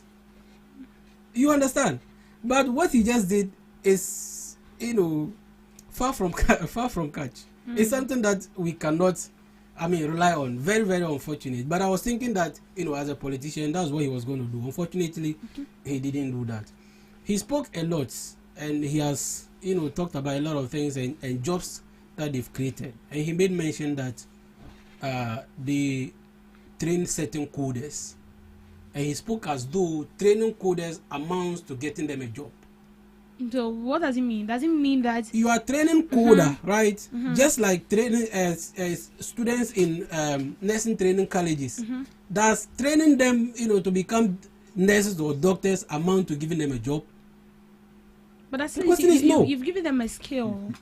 If you are training a coder, you are giving them a skill to become someone in the future, or to become a certain skilled person in the future. You are still training them. They have not graduated. How do you call them employed when they are not done with the skill that you are training them? So you get the disparities there. And before I go to my substantive submission, I want to state emphatically, right, that the submission made by my senior brother here, to the effect that the African policy lens, researchers are affiliated to NPP, and for that matter their research are not credible, is factually inaccurate, because we have a certain Musa Dankwa who is also seen to be a member of the NDC. So do you have a proof that shows that Musa Dankwa is, the survey he brings on board is kind of because he's affiliated to the National Democratic Congress? So that's what I stated, that I don't believe in condemning research. I believe in looking into what the person has done. Right. Then you are able to punch holes into what the person has done, instead of just saying that because he's affiliated to this particular party, he doesn't have the capacity to do certain things. The person is a researcher. That's what he has studied in school. So for you to come and sit and then make it look like because he's affiliated to a certain political party, he doesn't have the mental capacity to conduct research on these things, it doesn't add up. And let me tell you this. The fact that the NPP is gaining grounds is something that we cannot disregard. The fact that the NPP is gaining grounds and we are coming back to our feet is something that is being orchestrated by their government. You know why? Number one, in July they increased, in July 2025, they increased electricity by 14.75%.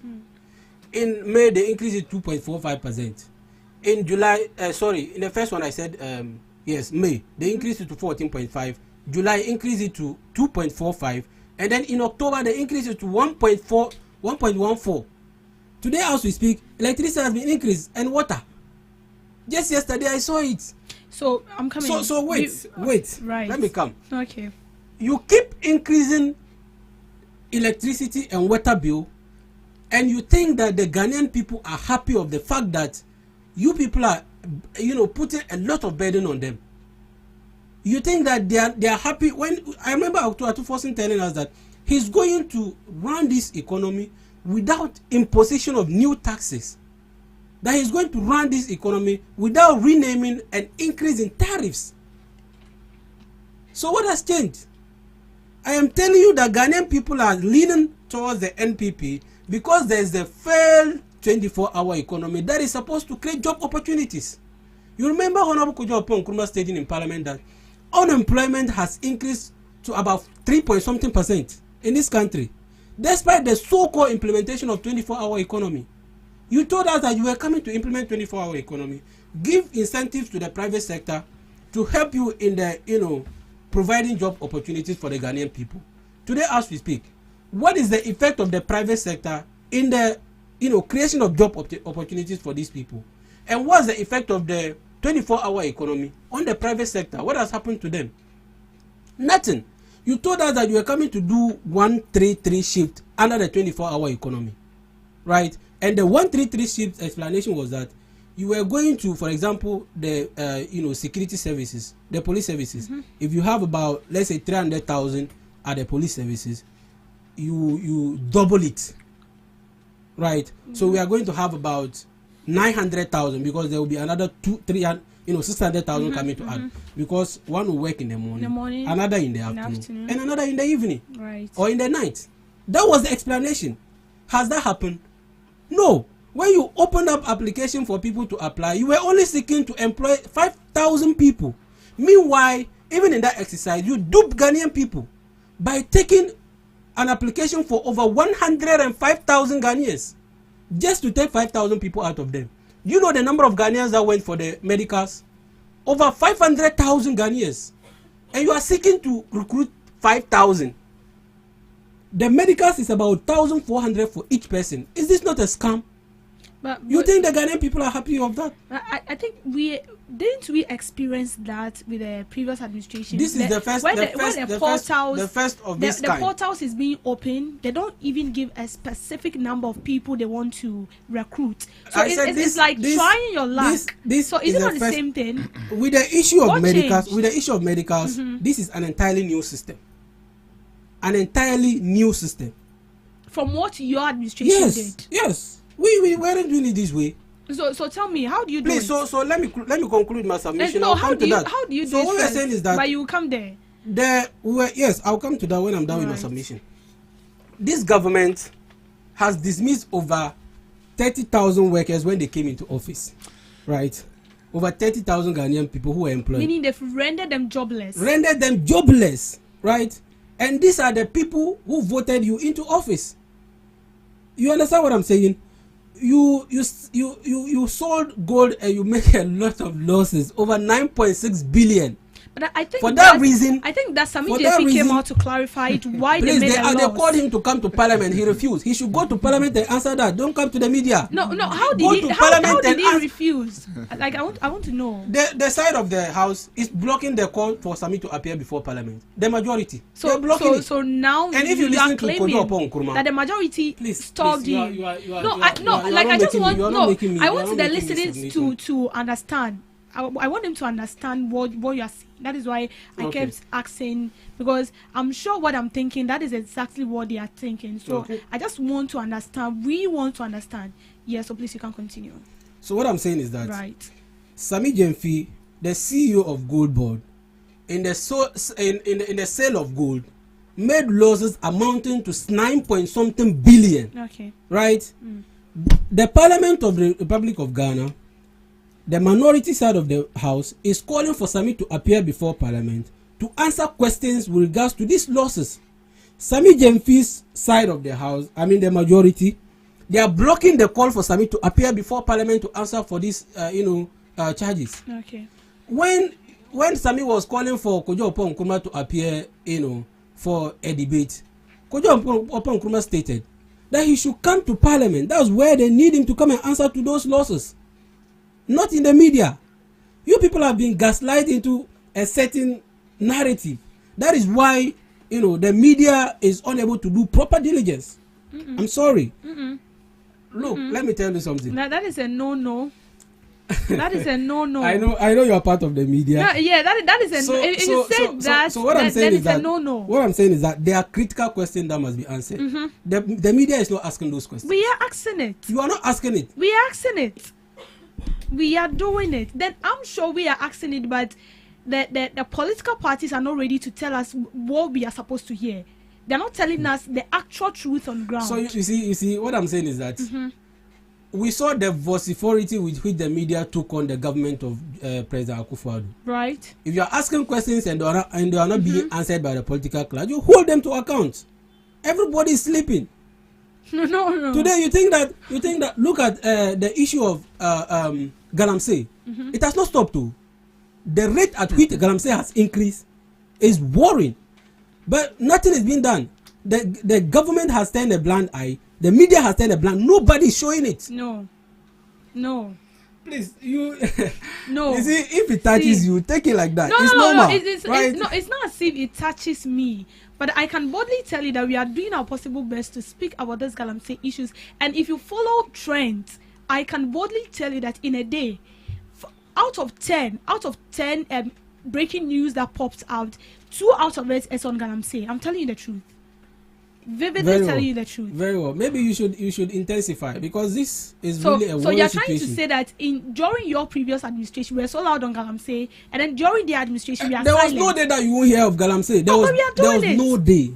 We are still doing it. So what I'm saying is that my brother stated that in the past 1.5 years or so, over 1 million people have found jobs. Look, I was laughing when he said that, and I'm worried that a whole president of the republic came to parliament, the people's representative, before all the members of parliament and the whole of Ghana watching him, stated that an untruthful statement that the over 1 million people have found job. Ghana Statistical Service just came to clarify that it was only 330,000, not 1 million, not even 500,000 people found job in the past 1.5 years or so. Where is this lie coming from? And my brother is not, I mean, I don't want to use that word. He's here to defend that same and state same as a fact. Why? Why are we doing this to ourselves? You have not been able to brief the Ghanaian people on the performance of 24-hour economy. So where is these jobs, so-called jobs coming from? The failed Women Development Bank. You have not been able to fulfill your dreams. You made a lot of allocations to the Ghanaian, to those sectors. Women's Development Bank, I think in 2025 it was about some 50 million, allocation. And 2026, I'm sure there was allocation too. But we have seen nothing. The Ejumawura program, we don't even know how much it has yielded for this country.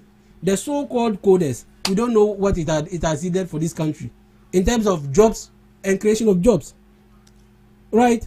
So look, we have been deceived into thinking that this is a government that was coming to do something significant. Right? Today you see that they have a priority. The priority of government is not even solving the problems for the people of this country. One, because you have the issue of no bed syndrome in this country, right? But the no bed syndrome started I haven't even stated my facts. You are interjecting. I mean, you should have listened to what I'm saying. Right. We have no bed syndrome in this country. I have not limited it to this government. It's a problem that we are facing as a country, and we must do all that we can to solve it. Right? So if it is you, I want you to state based on clear conscience or good conscience, between 24-hour economy markets and Agenda 111, where would you spend your money on? Or which would you spend your money on? Question for the ghost. No, I want you to answer based on good conscience. Question right? for the ghost. So you see, factually and speaking as a citizen of this country, I feel that where we have to give priority, we must do that without a blink of an eye. The economy or the health sector needs serious attention, and that is why we started Agenda 111. We couldn't finish. We agree. So you accept the fact that not all. We couldn't finish. So we agree that we couldn't finish. Government is a continuation. What happened? The fact that we couldn't finish does not mean it has come to a halt. That's why they gave you power to come. You're not answering my question. Government, that's why I stated that government is a continuation. If we cannot finish, there are a lot of things that Mahama number 1 couldn't finish. And when you came, you continued. You understand? A lot of these e-blocks, a lot of these hospitals that were being... I'm telling you that government is a continuation. If we cannot finish, it does not mean that you leave it to rot. for the hospital, something that is almost, something that has almost been completed, right? Over 90% completed. Just spend some small funds on it and operationalize it. These people cannot do that. And you have people dying because there's no bed for them to lie on to receive treatment. And you are spending money to construct 24-hour economy over all 260 something districts in this country. Does that make sense? No. That people cannot even get quality health care, and you think that market should be the priority. Why are we doing this to ourselves? Why? Because of some kind of a political agenda, we cannot do the right thing. We just want to be seen. And look at this policy called Mahama Care Policy. Mahama Care Policy is a clear replica of National Health Insurance. Why not incorporate it in that policy and make it function, as a very strong policy? You come to, separate it, Mahama Care Policy, to deal with certain diseases that we don't even know. Look, we are saying that the government, even though we understand they want social intervention policy attached to the name of President Mahama, it doesn't necessarily or really mean that they can do anything. We have never seen that kind of a policy that bears a name of a president in this country, that a social intervention policy that bears the name of a country, a president in this country, and this is a novel situation. So we are saying that, look, when President Akufo-Addo was coming with this free senior high school, did he say Akufo-Addo free senior high school? No. So what's wrong when it's being termed as Muhammad? You are politicizing it. That's not what we want. Look at our judiciary today. So it should be do it with the utmost interest of Ghana at heart. So what they are doing is not in this is a political move. Okay. Mahama Care Policy. Why can't you name it any other name but Mahama Care? When Kufuor came with all this health insurance, why didn't he say Kufuor health insurance? He didn't say that. You understand? President Akufo-Addo didn't say Akufo-Addo free senior high school. You are coming to say Mahama Care Policy. Why? Because you just want to get some social policy attached to your name. I mean, that's not how it works. And you see, the NPP as a government, we are made up of intellectual people that are capable of coming out with social intervention policies. That's why you are able to implement it. Yes. Okay. Yes. Agenda 24-hour economy is one. 24 24-hour economy is forgive me. I'm mentioning free senior high school. Free senior high school is our policy. Okay. We implemented it to the core. Health insurance is our policy. We implemented it to the core. Right? So we are the developers of this country. What happens to Agenda 111, one district, one factory? Yeah, so you remember Agenda 111, we started it somewhere 2022. Okay. So we couldn't finish. That is a fact. We agree that we couldn't finish. That is what I want. What stopped you from finishing it or completing but do you know why the Women's Development Bank is not coming? Because there's no funds. The finance ministry is not releasing funds for that. Education ministry, they said they were going to recruit 50,000 in 2025. We are in 2026 now. That has not been done. Do you know why?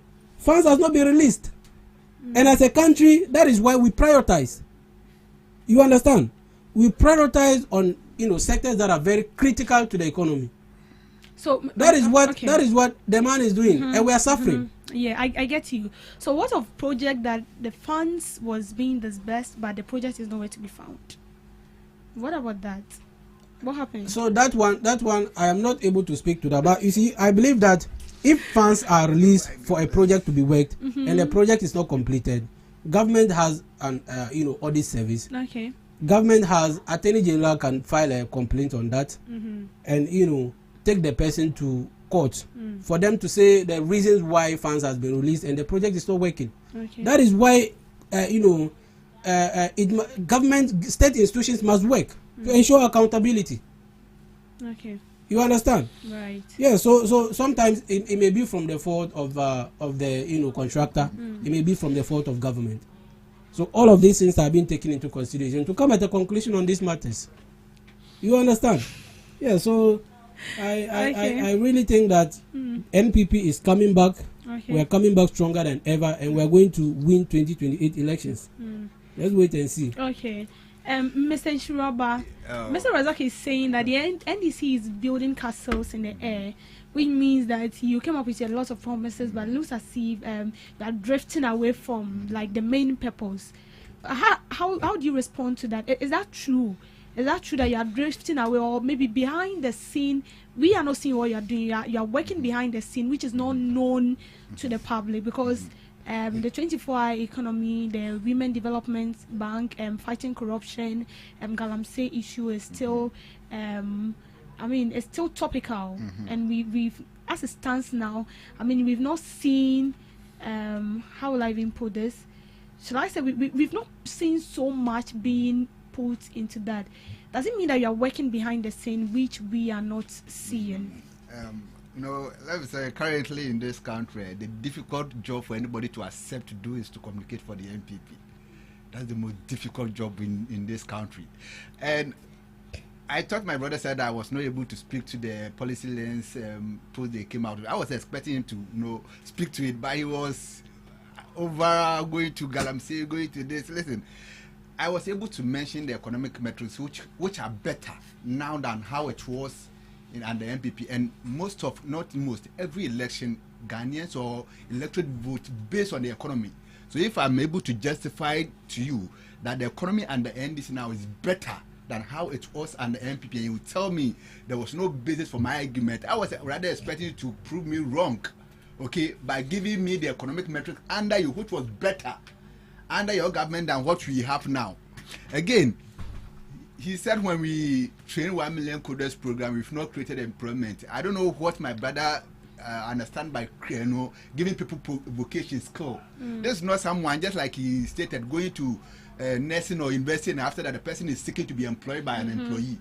This, you are being given a skill, and not just being given a skill. After you being given a skill by the government, we also going to give you incentives to, or a startup package to start your own. Exactly. So this is not just training them. After they going through that training, we give them a startup capital, and this is a job creation. Again, my brother was talking about, Ghanaians are not better under NDC because there has been electricity increment in this country. Really, you are talking about electricity increment? Let me give you statistics from 2022. Okay, from 2023. Let me start from 2020. First quarter of 2023, MPP increased electricity tariff by 29.96%. Third quarter of 2023, they increased electricity tariff by 4.22%. Fourth quarter of 2023, they increased electricity tariff by 1.52%. In fact, in 2022, they increased electricity tariff by 21.55%. Are this percentage smaller than the 14 or the 3% we are increasing now? 24%, 25%, 29%. Is it smaller than this 3 point something we are increing now? You never promised increase. You never promised. I was quite Yes. So you never promised. Ghanaians are far better off under NDC when it comes to taxation, increment in services than MPP. Again, he was talking about 24-hour economy. We all know what NDC said in this country prior to the 2024 election. We never promised that the 24-hour economy was going to be solely funded by government. We said it's going to be government private sector partnership program, which is why we have allocated 110 million Ghana cedis. And now investors are also bringing in their investment to make sure that the 24-hour economy becomes a reality. So you can never say we've abandoned it. Recently we established the 24-hour secretariat, where plans have already been laid to make sure that we materialize the 24-hour economy program. Again, he also talked about job creation. You should be able to tell Ghanaians what happened to Dr. Bawumia's NAPCO. When only 700 cedis were being paid to graduate, yet they were not even paid. Up to now, Dr. Bawumia is still owning NAPCO trainees. You are talking about job creation, and he said, this security agencies recruitment, this is the first time we are seeing this. I admit, under APT, there was secrecy in recruiting Ghanaians into the security agencies. You think in fact, no neutral Ghanaian got job through security agencies. They just hold their party affiliates and just put them in any of the security agencies. I know a woman who was almost 15 years who joined police under MPP government. who was an MPP member. You are talking about secrecy. Listen, MPP's recruitment under the security agencies, under their term was full of secrets. They never opened to the public. They just handpicked their members and put them under the security agencies. Again, he said, what do you call it? Gold board has made a loss, and how can someone sell gold and make loss? Really? Listen, where was he when Bank of Ghana brought their year report? Did you see anywhere written that Gold Board made a loss? Or you didn't read it? You are just speaking to the speculation your people told you to go about saying, because I've always believed MPP, they do not read to the fact themselves. They just say what their leaders, that is Afenyo Markins and the likes, to ask them to go and say. Listen, let's assume Gold Board made a loss of $240 million. In a year, Gold Boss was able to rake in into the country over $10 billion. Do you compare $10 billion to a loss of $240 million? When Addison was Bank of Ghana, governor, he created $60.8 billion for you to waste. What was the economic benefit it brought to the people of this country? When in 2023, 2022, 2021, you made a Bank of Ghana loss of $10 billion, $9 billion, $5 billion in the subsequent years. What was the economic benefit it brought to the people of this country? And he was also talking about Women's Bank. I mean, Women's Bank, we were here. In our last budget, we allocated 401 million Ghana cedis for the establishment of the Women's Bank. So the Women's Bank is going to be rolled out, and we are going to open to make sure that our mothers get some form of assistance in their, businesses. Again, I was surprised when my brother was talking about Galamsey. That Galamsey is worse now. Really? Did you read the last report from Ghana Water Company indicating that the turbidity level of our waters are increasing now, meaning our waters are getting cleaner? You are saying it's worse than you. When Professor Frimpong brought a report indicting, accusing national party members, in fact ministers under your government, who were engaged in Galamsey, what did President Kufuor do? Nothing. In fact, according to Frimpong, in a meeting at Flagstaff House with Sir John, who was then Forestry Commission boss, says Sir John sitting before you now is a threat to our forest reserve. What happened to Sir John? In fact, President Kufuor, First Minister of Local Government and Rural Development, Ajahali Mahama, when this lady threatened that she knew MPP members who were involved in Galamsey, that she's going to mention their names, what did President Kufuor do? He sacked her and made her ambassador to the USA to stop the woman from talking. You are talking about Galamsey. What happened to Chemawuntumi? What is happening to Chemawuntumi in court now? Concerning Samurai Boy and Tanon Nimrun Forest. It's not a Galamsey issue. In fact, one report came out that Chemawuntumi. What is happening to Chemawuntumi? Please. One report came out. Allow him land first. Allow him. Yes. Please allow him land. Then I'll come to you so that you can rebut. Please. Yes. He never interjected when you were talking. He never interjected when you were talking. So please let him land first. I'll come to you. You have all the time. When was a glaring report indicting Chemawuntumi for engaging in Galamsey? What did President Kufuor say? He stood at the podium and said, Chemawuntumi's Akontam mining is not engaged in any Galamsey activity in this country. What is happening in court today? It's not being prosecuted with Galamsey offenses. And he was talking about corruption. Corruption, MPP, you are talking about corruption.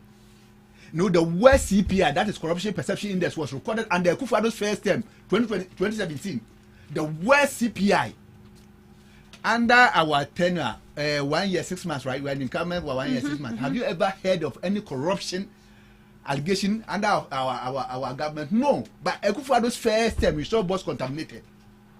We saw corruption that emanated under their first term. It tells you when they were in opposition, they were hungry to death.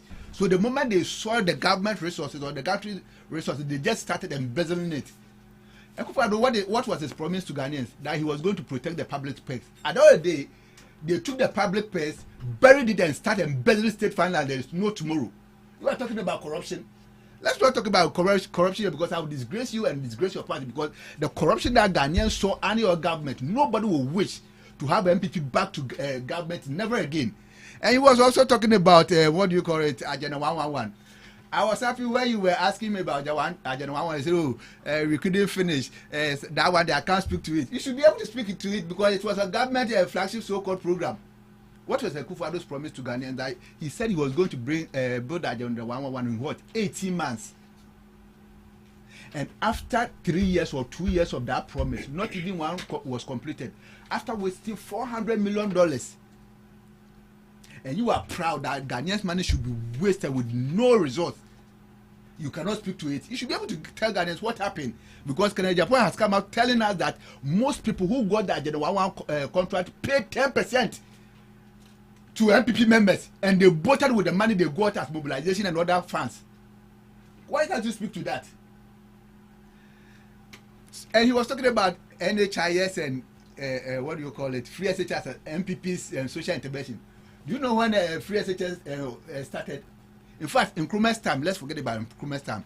Under NDC 2015-2016, when we roll out the progressive free SHS, when 320,000 Ghanaian day students benefited and 120,000 boarding students benefited, you just came to expand it when there was not even a dedicated source of funding. Tell me, where was the dedicated source of funding for free SHS? There was none. We have rather allocated money as a dedicated source of funding to fund free SHS since you came to office. Have you heard any school institution complain of no food or no fees for through the SHS? In fact, these people went as high as feeding the SHS student with gogomi infested rice. Moshosho rice. Have you forgotten the expose? Okay. Moshosho rice. Have you forgotten the expose? You people, you were in this country. We saw your administration the last 8 years. So you know nothing about free SHS. You just came to expand it, and I'm telling you, nobody having the financial capability will send their child to free SHS under Akufo-Addo. We have rather brought a lot of initiatives to make sure that it's been the benefit you want from the free SHS is being materialized. And NHIS, you don't know anything about NHIS. Kufo do not know anything about NHIS.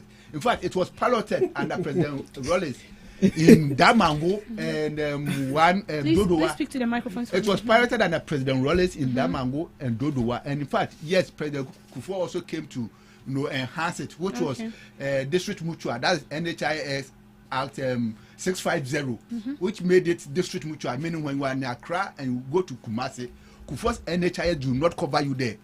It was under NDC 2012, 2013, under President Mills and Muhammad we expanded it, bringing the Act NHIS 850 to make it nationwide. Meaning when you are in Accra and you go to Kumasi, the NHIS under President Mills and Rollins can cover you. So you know nothing about, don't allocate or don't add NHIS, free SHS to your social intervention project because you know nothing about it, my brother. Yes, so I think he also made mention that with the employment issue, the figure that was being given by the president, per what I think the Ghana Statistical Service I think I took the report. This a report by. There was quite some sort of. Where is your camera? This is a report. That is the camera in front of you, so you can just show you so that, right. Which tells us that under when MPP was leaving office, the employment in the formal sector was around 12.4 million Ghanaians. Fourth quarter of 2025, it's around 13.4. So meaning we've created over 1.1 million jobs. Okay. This is not a report coming from NDC headquarters. So if you are able to tell me this and that are what you did in the job creation sector, of course we can have argument. But if you cannot tell us how many jobs you create, if you're able to create jobs, would you move unemployment rate from 8.4 in 2017 to 14.7? You rather increase unemployment in this country. So I expect you to at least speak to facts, speak to evidence. Do not say, NDC couldn't do that. Of course, I do not believe every government can do anything. So the least thing every government will do to make sure that employment is ascertained is to give tax incentives, just like the NDC government is doing. So you said something that I would like to ask you a question on. You believe like governments cannot do everything. No government. So why is it that the subsequent leaders we have, and even till now, you made promises that you cannot fulfill within the 4-year period that is being given to you? Why not just go by maybe so let's say a party I'm not using any party, but a party has been giving me a nod to lead the country, a 4-year mandate. And then you bring in policies you know fully well that you cannot complete within 4-year term. Why not just bring up policies that you know that in a period of 4 years, you are completing this particular project, and it's a short thing. It's not a case where maybe you come on board, you bring a policy, because mind you, the citizens are going to vote for you based on that policy. So if you bring out the policy, they vote for you, and then at the end of the day, I mean, we can't see the policy manifesting. Money has been disbursed into that particular project. The money is nowhere to be found, and in some cases, even we are still dealing with one where the person is nowhere to be found. So why is it that politicians or government or leaders that we have, you don't bring out policy that you know fully well that you need to complete this policy in a 4-year term? No, when you are referring this to the NPP government, I will admit, because don't forget. I'm not relating to any government, but I just want you to give me. Okay, then I'll ask you the same question NPP, also. They did not fulfill their promise to the people of this country. But you fulfill your promise. Exactly. I'll give you instances. Okay. What happened to the 1 million per constituency? When they promised the people of Ghana that when they come into office, they will give every constituency $1 million. What happened to it? What happened? They are planting for food and jobs. That they said after bringing that planting for food and jobs, we are going to be food sufficient as a country. What happened to it? It got to a time, just like I told you, Ghana was ranked highest food inflation in Sub-Saharan Africa, and they are so-called planting for food and jobs. In fact, when the then sector minister Freya Kuto was asked by one journalist that, Ghanaians are complaining that food are expensive in this country, the response he gave to the journalist, food prices are not expensive in this country. Why? He said, my wife went to market and she came back telling me food prices are not expensive in this country. So it's yardstick to ascertain whether food prices are expensive in this country or not is for his wife to go to the market. Look at these jokes. And there's no single policy we promised the people of Ghana prior to the 2024 election that we have not been able to fulfill. Let's talk about the 1 million coders program, the Neuro program, the National Apprenticeship program, the no fee stress for people with disability. What of your first term? Were you able to complete all the projects that was being brought on board by your Just like my brother was saying, governance is continuous. We were able to complete some, we were not able to complete now. That is my problem now.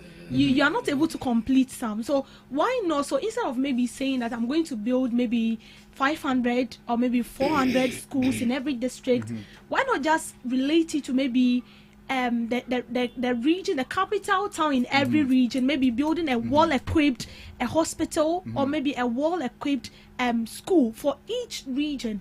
Then you know that maybe in a place of 4 years, this is what I can do. But in a case where maybe, yes, we know, like as you said, a government cannot complete, and so it needs to continue. Why don't we have a national plan? Where maybe any government that comes on board, you should follow that. I've always advocated that at least as a country, we should have a national plan, irrespective of the party that will come to power. It follows you so that we know that in the next 5 years, 10 years, this is where we want to go as a country. So I've always advocated for that.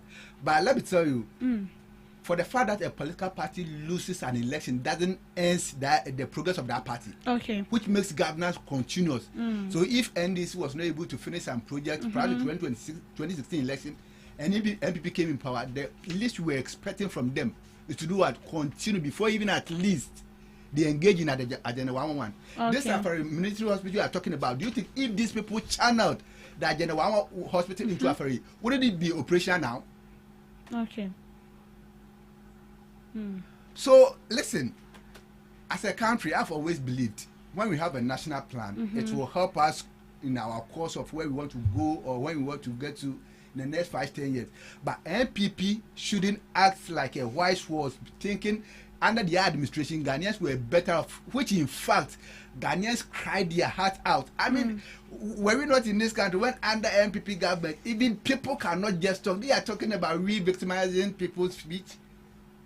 When people will just write something on their Facebook or Twitter wall and they will be picked up, in fact they will be kidnapped. And there's a trend Dr. Baumia is following suit that I think Ghanaians have really not paid attention to. Have you realized every member from the NPP, whether they are communicator or they are social media activists, whenever the person insults a president or threatens a president, Dr. Baumia will step in to release the person, invite the person to his house and throw a party for the person. What is Dr. Bawumia trying to do? What do you see wrong with that? Do you see anything wrong with that? Someone threatening the life of a sitting president, and the best you could do as someone you wish to be a president someday is to go in all out to release the person, bring the person to your house, throw a party for the person, to tell the person that you did well by threatening a sitting president. Is this what we are condoning as a country? So assuming someday Dr. Bawumia becomes a president and someone threatens his life, is this what he's going to expect from someone who also wants to be a president?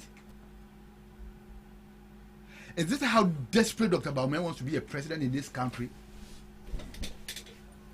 And I'm happy Ghanaians have come into a conclusion that until Dr. Bawumia provide that $12 million meant for Dr. Pualugu Dam, they are not going to give him any chance to be the president of this country. So Dr. Bawumia, it's up to you. We are waiting for our $12 million. That you said Pualugu Dam was one of your flagship projects at the north. Until you provide that $12 million, Ghanaians are not even going to give you just a single vote because you take we are building a country, and whenever you get the nod, at least try to do a little to give some form of leave to the people who gave you that mandate, not to come and amass war to yourself and to your country, because we've heard Dr. Bawumia on campaign platforms telling us that because of his contribution prior to the 2016 election, which made them won, gave opportunity for their executives to amass what. So Dr. Bawumia's intention of coming to office again is to give opportunity to MPP executives to amass what? How do you amass what? Steal from Ghanaians. Please. You see, please. I can give you the video. I can give you the video. I watch the video. I watch the video. I know what about. I'll come to you in a second. I'll come to you. Please. Don't be disingenuous. He's being untruthful. And you allowed it. Is that what Dr. Bawumia said? Listen, he's ended. Is that what Dr. Bawumia said? I'll give you the video. No, he's being untruthful. You must go into order. This is his opinion. It's not his own. He's stating it as a fact. Listen, when you started yours, he's stating it as a fact. Giving your opinion, your views, there were times he was also bantering with you. What I'm saying is that there was time he was also bantering with you. He's stating it as a fact. You must go into order. Now, Dr. Bawumia didn't say that. And I'm telling you, why are you lying on the man? How true is it? Why are you lying on the You man? asked me, you told me, wait, I'll mute your mic. Stop it. I will mute your mic, please. Stop it. Don't be mute your mic. disingenuous. I will mute your mic, please, Mr. Razak. Is there a way you can play the Mr. Razak, video? please, I will mute your mic. So you heard me that when he said that, I asked him how true is that. I asked him that how true is what he's saying, how true is that? And then he was giving his views and his opinion. You also said yours, and then he tried to get truth, and I said no. So please, make statements that are not truthful. He's landing. I'll come to you. We saw that Dr. Bawumia in a campaign platform telling us that because of his contribution prior to the winning election in 2016, made most of their executives rich, amass wealth. So in fact, his intention of coming into office again is to give opportunities. So you have the video that shows exactly. If there's a way you can play, I will send it to you. You think you speak without facts? So NDC has always fulfilled its promise to the people of this country, unlike MPP. All right, sure, Mr. Razak. Okay, thank you very much. Before I start my submission, I want to raise preliminary issues. My brother here is being disingenuous. He states, he makes statements and I attribute it to Dr. Bawumia that are not truthful. For everyone that is listening to us this morning, Dr. Bawumia's statement was that because of his contribution to the party and then the party coming into power, a lot of people got opportunities to better their lives. As simple as that. That's what Dr. Bawumia said. Today, please. Today, when we saw Sami Jemfi throwing dollars around, when you were in opposition, was he throwing dollars? I never saw Sami Jemfi throw dollars around, except that they came into office and he started throwing dollars around. Is it not because they came into office that he has gotten that opportunity? What are you saying? Look, my brother here stated as a fact that members of the NPP are corrupt and that they got engaged in a lot of corruption and its activities. What I'm stating is that they are in office 1.5 or more than 1.5 years in office. Who has been convicted of corruption in this country? You have the power. What are you waiting for? Put them behind bars. What is Oral doing? Oral that promised us of $21 billion. How much has been recovered? And if you so much want to fight corruption, why did you discharge cases against members of the NDC? The case against Atufosin, the case against Governor Siama, the case against Honorable Collins Dauda, a lot of those cases, you discontinue them. What shows that you want to fight corruption? You want to fight corruption, and upon assumption in office, the first thing you do is discontinue cases against your members. What are you saying? That we shouldn't be talking about corruption? When President Mahama, look, President Mahama stated that it is not, intelligent, right, to start agenda 111 hospitals at once. Today, the same president is starting over 200 and something 24-hour markets across the country. How is that sensible? How is that intelligent? How is that prudent? You must be ashamed of yourself. The so-called sanitary pass scandal. You said we have no health scandal. Atufosin came to parliament to tell us that the year sanitary pass is about 15 Ghana cedis. Meanwhile, they used 292 million to purchase this sanitary pass. One for 45 Ghana cedis. How many Please keep quiet. Keep quiet. It wasn't Keep 6 quiet. million, Keep quiet. Please keep quiet. Keep quiet. This way, I just said they just come telling what they keep quiet. Keep quiet. Over 12 million Keep people, not quiet, 6 my brother. million. Please. Like the argument they made in Keep quiet. parliament. Keep quiet. Keep quiet. It is not your turn, right? Oh my It is not goodness. your turn. So keep quiet. You stated that you were coming to do e-Okada with an allocation. What has happened to that policy? Nothing. Nothing has happened to it. You just came here to throw words around and lay allegations on people. When you have power, right? You have power. What are you waiting for? What are you waiting for? And let me state this as a fact. The fact that a person is charged in court does not mean the person is a convicted criminal or is a convicted person. You must know that from today, so that henceforth when you are communicating, don't state issues of this nature to mean that a person being charged in court means he's a guilty. He's guilty. Yes, you said Samije. You said Wuntumi. You said. I think that is too. Oh, high. that's. Did I no? What did I he say? say someone being Let court me means the please person let is me bring guilty? it. Let me bring it within You are not context. even listening Let to me me. bring it. He said Wuntumi. What is He's happening being to him? prosecuted in court for galamsey offences. Does That was that what I mean said. he's convicted? No. But he's being prosecuted. Does that mean he's convicted? So- No. Really? We So have you don't cases. understand We have English. cases that will run Without- in. Please, You don't even please. understand English. Please. Mr. Shaba. We have those cases that will run in court, right? The cases that will run in court for some time, and at the end of the day, the accused will come out clean. So the person being prosecuted in court, I don't mean he's a criminal. You are just stating it to make your point that does not even add up to anything. So please, if you are stating it next time, let us understand that you are stating it, based on the fact that he's been charged. I spoke. You When I say understand? someone is being prosecuted, doesn't mean the person is guilty. Someone is being prosecuted. Yes. It's so normal. You understand English? Well, it's normal. It's normal to be prosecuted. That's what I'm saying. It doesn't mean anything. He's being prosecuted. When he's convicted, that's where you can make your point on that. You understand? Don't come and tell. And he made mention that because of this government prudence, they have come up with police assistance. This is something that has been there. Police assistance has been there, and he's seeking to give credit to Malik Basentali. I mean, what are these people doing? You just came to office and you think you can gaslight everybody. The cocoa farmer, there are over 1 million cocoa farmers that are there. You have not been paid. When you promised them 6,000, you came to reduce it to 2,500. Even the 3,100 we were paying, you couldn't pay. Today we have farmers who have farmed and they got the produce. They are stuck in their room rotting. You are not doing anything. There are over 1 million farmers in this country. Go to the north and see the way they are suffering. How well did your government help cocoa farmers during your tenure? In the first place, when we came to meet cocoa price at about 400 or so. Right. We moved it to about 3,000 when we were leaving. To 3,100. And the farmers were duly paid. Yes, we paid them. And there was no debt incurred. I said we were paying them. You understand? These people came into office. What did they do? After telling us that we should be paying them 6,000, they came and they couldn't even pay the 3,100. They instead reduced it to 2,500.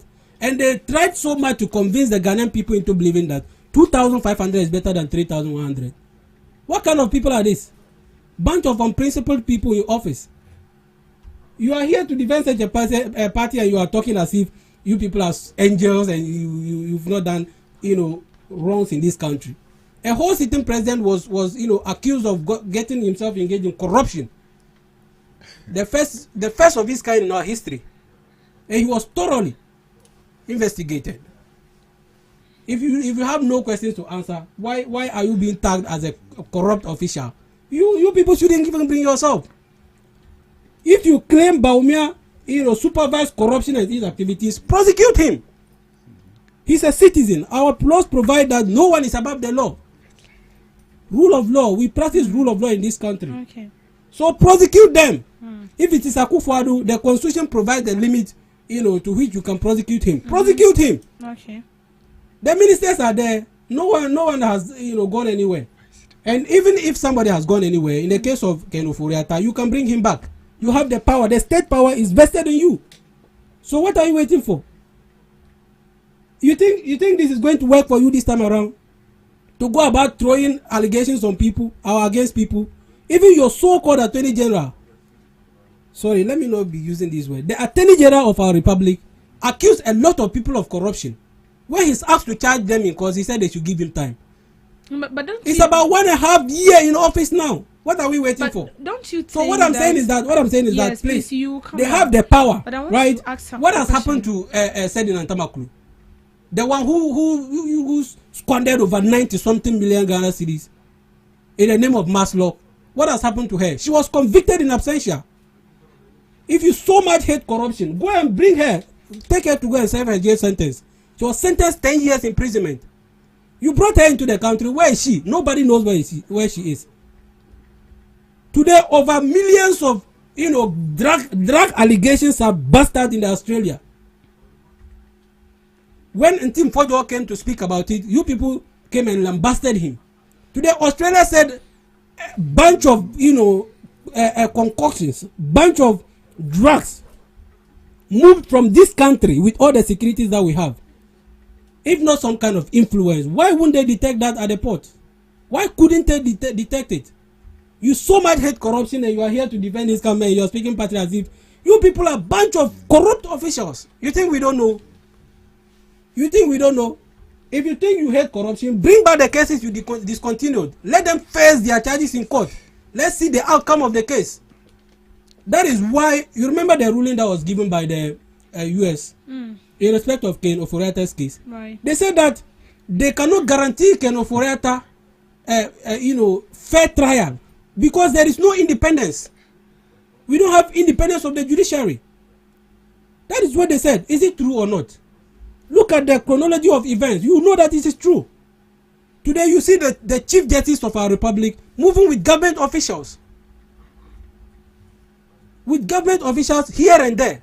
How can you guarantee freedom, a fair trial in this instance? So please, don't bring yourself. You people are just, bunch of unprincipled kind of. What we are saying is that simply. What we are saying simply is that bring this guy, the Sedin Ntamakulu's case. We want to know where she is now. We want to know where she is. Let her come and serve her jail sentence. Nobody in government is telling us where she is. Meanwhile, she was convicted, and you are pursuing Ken Ofori-Atta's case as though you really want to fight corruption. So we shouldn't pursue the pursue it. But what is here? Put the person in jail. What are you waiting for? But they've been. I think we've heard that she's in custody. So which custody? Which prison? We heard of even the government communication minister don't know. Which prison is she? So how come we heard that she's in Nsawam prison? What happened? Where did you hear it from? We got it from a well-sourced. Where? Give us the source. You want us to give? You want me? Yes, to we give want to know. Source? I'm a citizen of Ghana. I must know what's going on in this country. And a communicator, you should know. You understand? I must know what's going on. I will tell him. She's not in custody. Let's not means worse. She's not in custody. Which prison is she? So that is what you know, that she's not in custody. But if government minister doesn't know where she is, who do you expect to know where she is? Who in this country? Government communication minister doesn't know where she is. I've heard from Suyini, a communication team member for. I'm telling you, government communications minister. For Felix is there. Yeah, I know, but I've heard from Hamza Suyini, who said he's perfectly aware and sure that Sedin Ntamakulu is in custody. Which custody?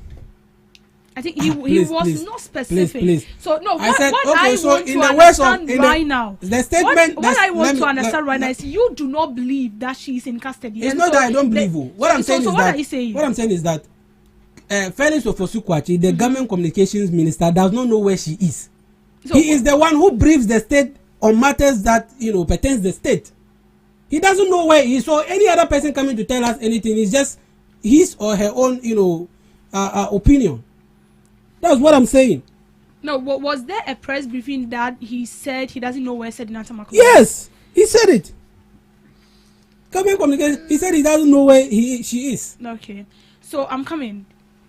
That is what he's saying. But I have heard from some communication team members of the NDC, and then they said that Sedina Tamaklo is in custody. That is what I had, and that is the info that got to me. Now you are a communication director for the NDC. I want you to tell us, you tell nothing but the truth to the listeners and then ourselves. Is Sedina Tamaklo in custody, or is just a fabrication? No, let me tell you. Just like he stated, Sedna was tried in absentia and MPP government, which they failed to even bring her back. It took only NDC government to bring her back to come and serve her just sentence. And as I'm talking to you now, Sedna is in CID custody. In fact, there was a report from her lawyer saying that they are thinking of going back to court because they believed the trial wasn't just, wasn't fair. And you know what MP, the length MP can go just to try their political opponent. And I believe every Ghanaian, whether MPP, NDC, CPP, UP, deserves a fair trial, a fair hearing in any court of competent jurisdiction. So currently, Sedinam is in CID custody and is hoping to go to court to change some of the to change the verdict that was melted against her, claiming she engaged herself in corruption, which we all do not support. Because just like me, I've been saying this, I will never sit on any platform to defend any politician who engage themselves in corruption simply because the person belongs to my party. I will never do that. Okay. So after she going to court, whatever the outcome may be, she should serve a jail sentence if indeed she's being found culpable of the allegations. And he said, when we came into office, there were cases involving NDC members, we discontinued them. Of course, it was prudent for us to discontinue them because don't forget, all these individuals that we discontinued their case, their prosecution started under MPP government. So if in 8 years you couldn't find evidence to prosecute these individuals, what do you want NDC government to do? And don't forget, day in, day out, when we go to court, we are wasting taxpayers' money. So if you could not find evidence to prosecute these people in 8 years, you want us to keep wasting taxpayers' money on the same case that there's no evidence, there's no merit to it? We will not waste Ghanaians' money like that. Okay. Again, he was talking about cocoa farmers that we promised 6,000 and we pay them. I mean, he should know, I expect him to know better that our promise to pay 6,000 to cocoa farmers was based on the then FOB price. And at the time we made that statement, if a Kufuor government thinks about Ghanaian cocoa farmers, they would have paid them 6,200. Okay. Because of how cruel they are, they were paying them just 3,200, taking over 6,000. And have you forgotten the debt you left at Cocoa Board? You left a debt of 32 billion Ghana cedis at Cocoa Board. You think you think the Ghanaian cocoa farmers? You left cocoa roast debt of over $100 million. You are, MPP, just like I said, they just come out saying what they are asked to go and say without researching themselves. So NDC, we are doing everything possible to make sure that the cocoa farmers that we promise them good reliefs, we are giving them. I mean, under NDC, we are giving them free fertilizer, free seedlings. In fact, whenever you weigh your cocoa bag, you are giving extra 5 cedis as bonus, which was the reason why when we were leaving office in 2017, Ghana was producing over 960,000 metric tons of cocoa. Okay. When you were leaving office, because of how cruel and you cancelled this free seedling, in fact, you were selling fertilizers for them. We declined to 450,000. What was the improvement you brought to the cocoa sector? What was the improvement MPP brought to the cocoa sector? And again, he was talking about President Mahama being tried. Yes, I mean, just like he also said, no Ghanaian is bigger than the law, irrespective of whether you've been president, vice, whatever. Whenever you go against the laws of this country, we have to try to ascertain whether those allegations leveled against you are true or false. And after President Mama going through the trial, he came out squeaky clean that there was no corruption in whatever that he was being charged with. Yeah. Have you forgotten the Kufuado? You remember Alistair Matthias? The gold mafia report. Right. When Alistair Matthias said that he and Kufuado every man smuggles over $40 million worth of gold from this country. When Al Jazeera called the Kufuado to come and give his account, whether it's true or not, was he able to go? Have you forgotten cash for seat? When before you sit beside the Kufuado in an event, you pay $30,000, $40,000. Have you forgotten? Have you forgotten PDS, Dr. Bamni, changing bank guarantee to an insurance guarantee, giving PDS to their Baba friends from East Legon to freeze us our ECG money? Have you forgotten? Have you forgotten what Charles Dubois he said, the then finance minister under Akufo-Addo, said before you meet Akufo-Addo or before you meet Dr. Bawumia as an investor to bring investment into the country, you have to pay 300,000, 400,000, 3 million, 2 million to either Akufo-Addo or Dr. Bawumia before you bring your business to this country. Have you forgotten? Or it's a lie. I've mentioned someone's name. I've mentioned someone's name. Everybody, all these lies. All these lies. No, I give you facts that you give also evidence. said, you also made, please, let's be clear. I gave you the ample time to give your submission. And he never interrupted. So please. Exactly. Have you forgotten that Akufo-Addo? You remember that announced expose? When Akufo-Addo was caught-handed receiving brown envelope as bribe? Or you didn't watch the video? Don't talk about corruption because you were sink inside corruption. Dr. Bawumia, what happened to the Palugu Dam I was telling you about? $12 million. Do you know what 12 million could have done in this country? Okay. And he said Oforiatta, of course. No Ghanaian will say because Oforiatta doesn't belong to the NDC, when he comes to Ghana, we are going to try him unjustly.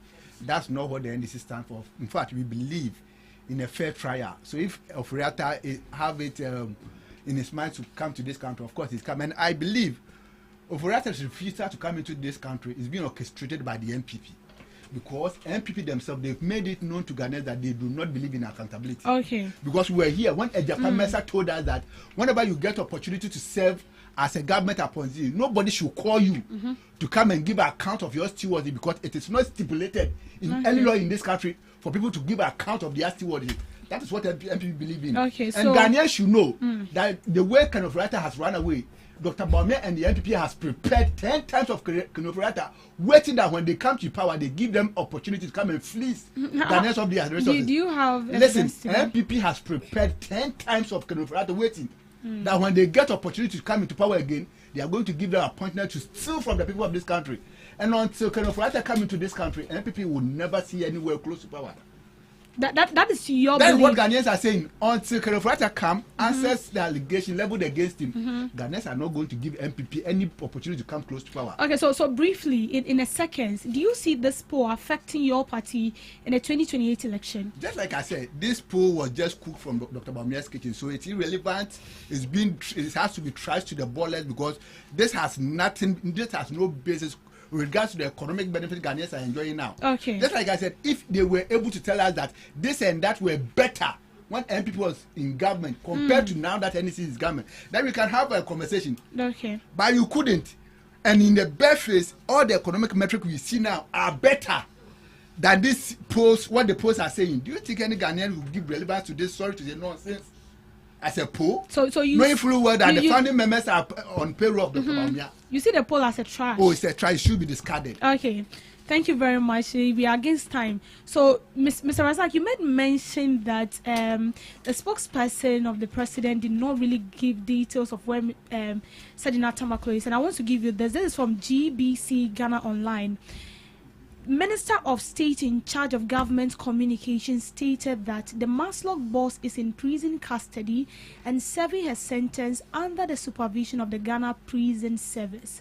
So this is from the spokesperson of the president, Felix Kwachifo. You should get the video yourself. You are reading from no, source. I said get this the is video. GBC Ghana Online. I said get the video.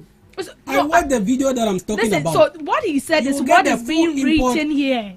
What he said is what is being written here. You know what these people do. get captivating headlines. So you get the video. Don't I want say, the video. That's what I'm telling you. So that is what I'm saying, and I'm not sure GBC will put this here if he didn't say it. He said he's under the supervision of the Ghana Prison 7. So now back to my question. Please, in a second, because we are far against time. I mean, there have been instances where we've heard that there is some sort of disunity and all that in a party. With this poll showing that the MPP is leading, does that mean that everything is well organized, everything is in place, and you are moving towards victory in a new patriotic party? Are you sure? Of course. Okay. Well, we may have issues in our party, but the party is clearly on track. If you look at the chronology of events from the election of Dr. Mahmoud Bawumia as the flag bearer, you see that the party is on track. We have been on track since then. Okay. I want to address 3 things. My brother stated that we're in power for 8 years and we couldn't prosecute the cases that it discontinued. Please, it's important, right? It's important. 1 second, let's go. Let me state this emphatically, that to equate the tenure of President Akufo-Addo in office to the trial and completion of the cases in court is erroneous. Number one, we have a court system that is supposed to be independent. So if you state that we're in power for 8 years and we couldn't do it, are you turning the court into a political party? Is that what you are doing? We are concerned about please. You must be citizen. Speak as a citizen, right? We have cases that can run in court for more than even 8 years.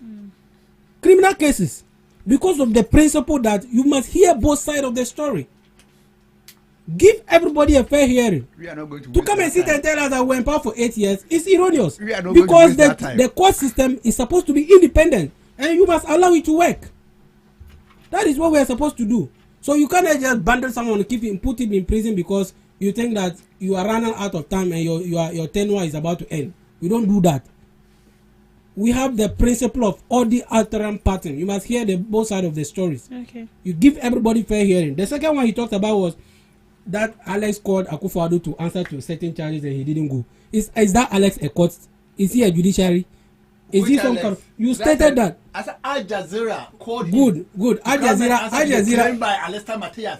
Every man they smuggle $40 million of gold from this country. So Alex, the report was from Alex, right? Al Jazeera. You said Al Jazeera called him to come and answer to a report. Was brought by Alistair Matthias and Al Jazeera. Is it Alex or Aleta? I'm not getting your words clearly, but what I'm saying is that anyway, please, that's okay. That's okay. So let me make my point. They eat together. That's fine. So what I'm saying is that Al Jazeera is not a court. It's not a court of competent jurisdiction. Al Jazeera has no business. President Akufo-Addo can decide to attend to their call and he can decide not to go. Al Jazeera is just like news sources. Just as we came to. Please. You have to go and disgrace yourself. Mr. Shuraba, please. But why don't you go to court? You think Al Jazeera is where he should be responding to?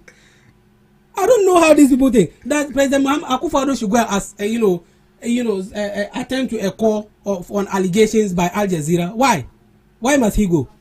Don't forget credibility. Is Al Jazeera credibility is very important. And you think Al Jazeera is what gives him the credibility?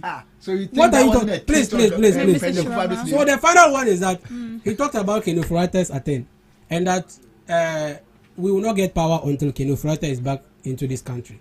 Let me tell you that the Ghanaian people are seeing through this government. You people stated that these corrupt officials are going to be dealt with.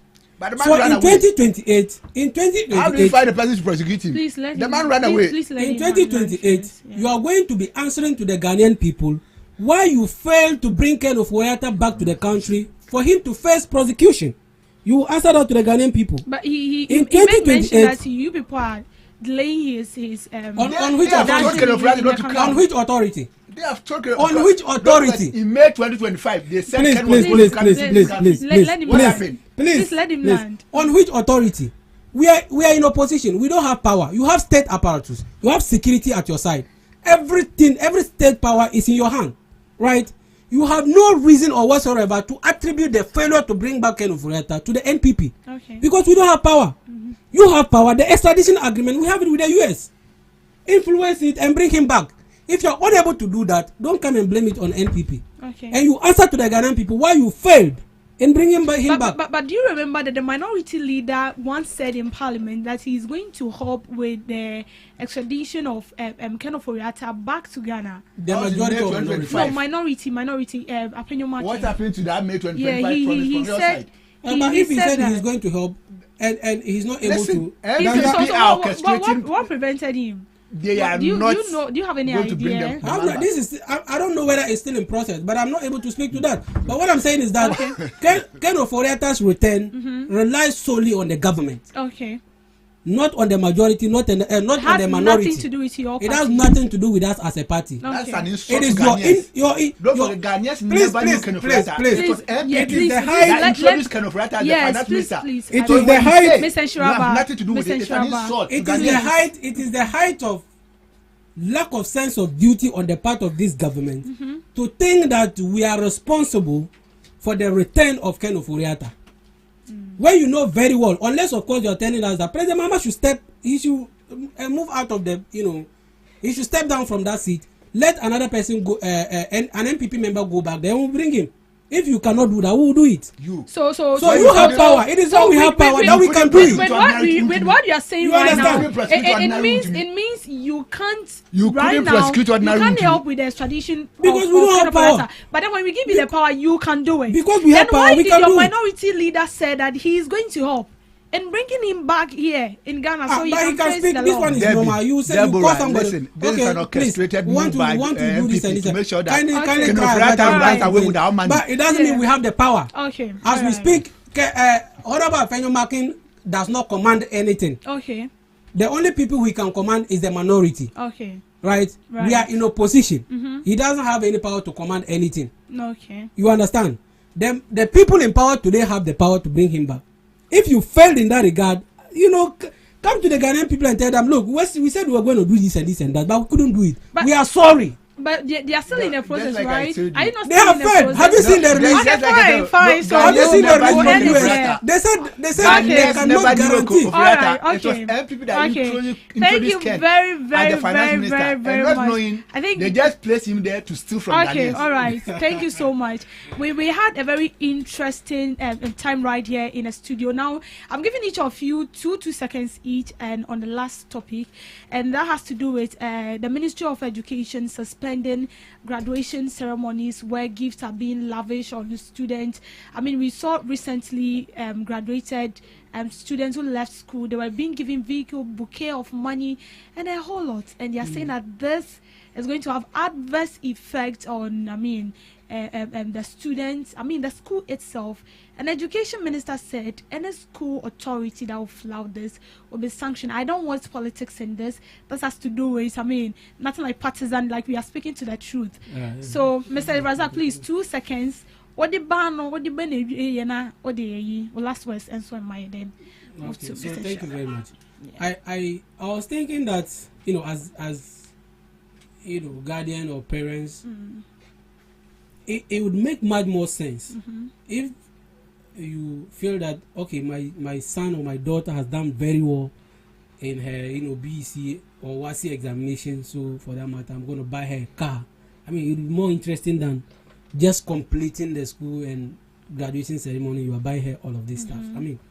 It doesn't add up. Okay. I was thinking that it is after maybe she has passed the exam and she has done very well to serve as some kind of encouragement. You buy her a car. It's normal.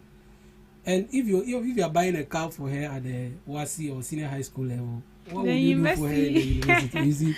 Okay. So I think that we must slow down. Okay. We should slow down on some of these things. It's not helpful. Okay. Especially at this moment. It's not helpful. Okay. Your last words, please. Well, I thank you very much for having me today, and the listeners who have followed us through this journey. We appreciate your time, and thank you very much. Okay, Mr. Shuaba. This is something we all have to speak against. This is not something we should inculcate into our education system. Giving your word, of course, nobody is saying you shouldn't lavish words on your word when they attain some level of greatness in life. But you can do that at the comfort of your home, in your privacy, not at the school premises. Okay. Imagine the victimization those kids who do not have that privilege will go through watching their colleagues' parents lavish words on them while they stand watching. Look at the stigmatization that will evolve their brain at that particular moment. So I'm happy GS came out with a report, the ministry came out with a report that every graduation with regard to SHS should be halted now, and that's a way forward. And my only regret that no parent was arrested in the process, because don't forget last year Bank of Ghana came out with a report that nobody should use the national currency to create crafts like that bouquet they do in the form of gift. Yeah. Which that is currency mutilation, which destroys the local the Ghanaian currency. And the Bank of Ghana spent millions of Ghana cedis to reprint or replace those currencies that are being sport. And you disregarded all this directive from Bank of Ghana, went ahead, used sellotape, glue, and pins to create a craft out of the national currencies just because you want to give your child who completed just SHS. Just like my brother was saying, what if the child completed university? And some of these kids, sorry to say this, these kids that their parents lavish this kind of work on them, they are the most dumbest kids in school. Really? I'm telling you, some of them are the most dumbest kids in school. And I would advise parents, please, if you want the betterment of your kid, train them at home. Okay. Do not rail them like, so to say, pigs, and allow them go to school and cause nuisance. Have you been following the recent activities in SHS? School students beating teachers, holding cutlass, guns. How did we get here as a country? So parents, if you want the betterment of your child, it's not about lavishing words on the person. Train the child to become a good citizen in the near future. All right.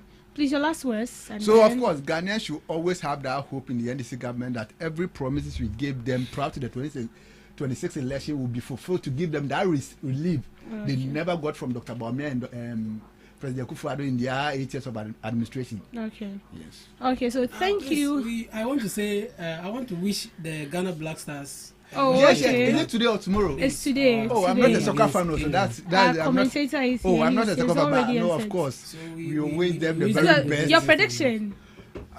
Considering who we are facing, England. Of course, I do not look down on our team. Of course, we are formidable force. Okay. We wish to win, but even if we don't, at least draw should be enough. Okay. Because we wish to transcend into the next stage of the competition. So we wish them all the best, and we expect them to give their best for the country. And they should know all the support they deserved, we are ready to give them. Mr. Razak, your predictions? It's 2-1 against England. Aish! Inshallah. This one, inshallah. You scored the last one in the last race. You trust them, man. It's bad to underestimate our own people. So Black Stars, in as much as but at least we are hoping that we will see nothing but the best. Of course. And this conversation has been so educative and informative. I've learned a lot, and I know you've also learned a lot from your various homes. Thank you so much for making time with us.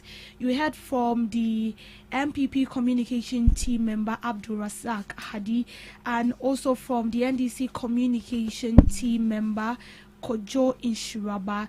Thank you so much for coming in here. We truly appreciate your presence and your efforts. And then to our listeners and our viewers, thank you so much. God richly bless you. And then catch you same time tomorrow. My name is Deborah Adoso. Bye-bye. Bye.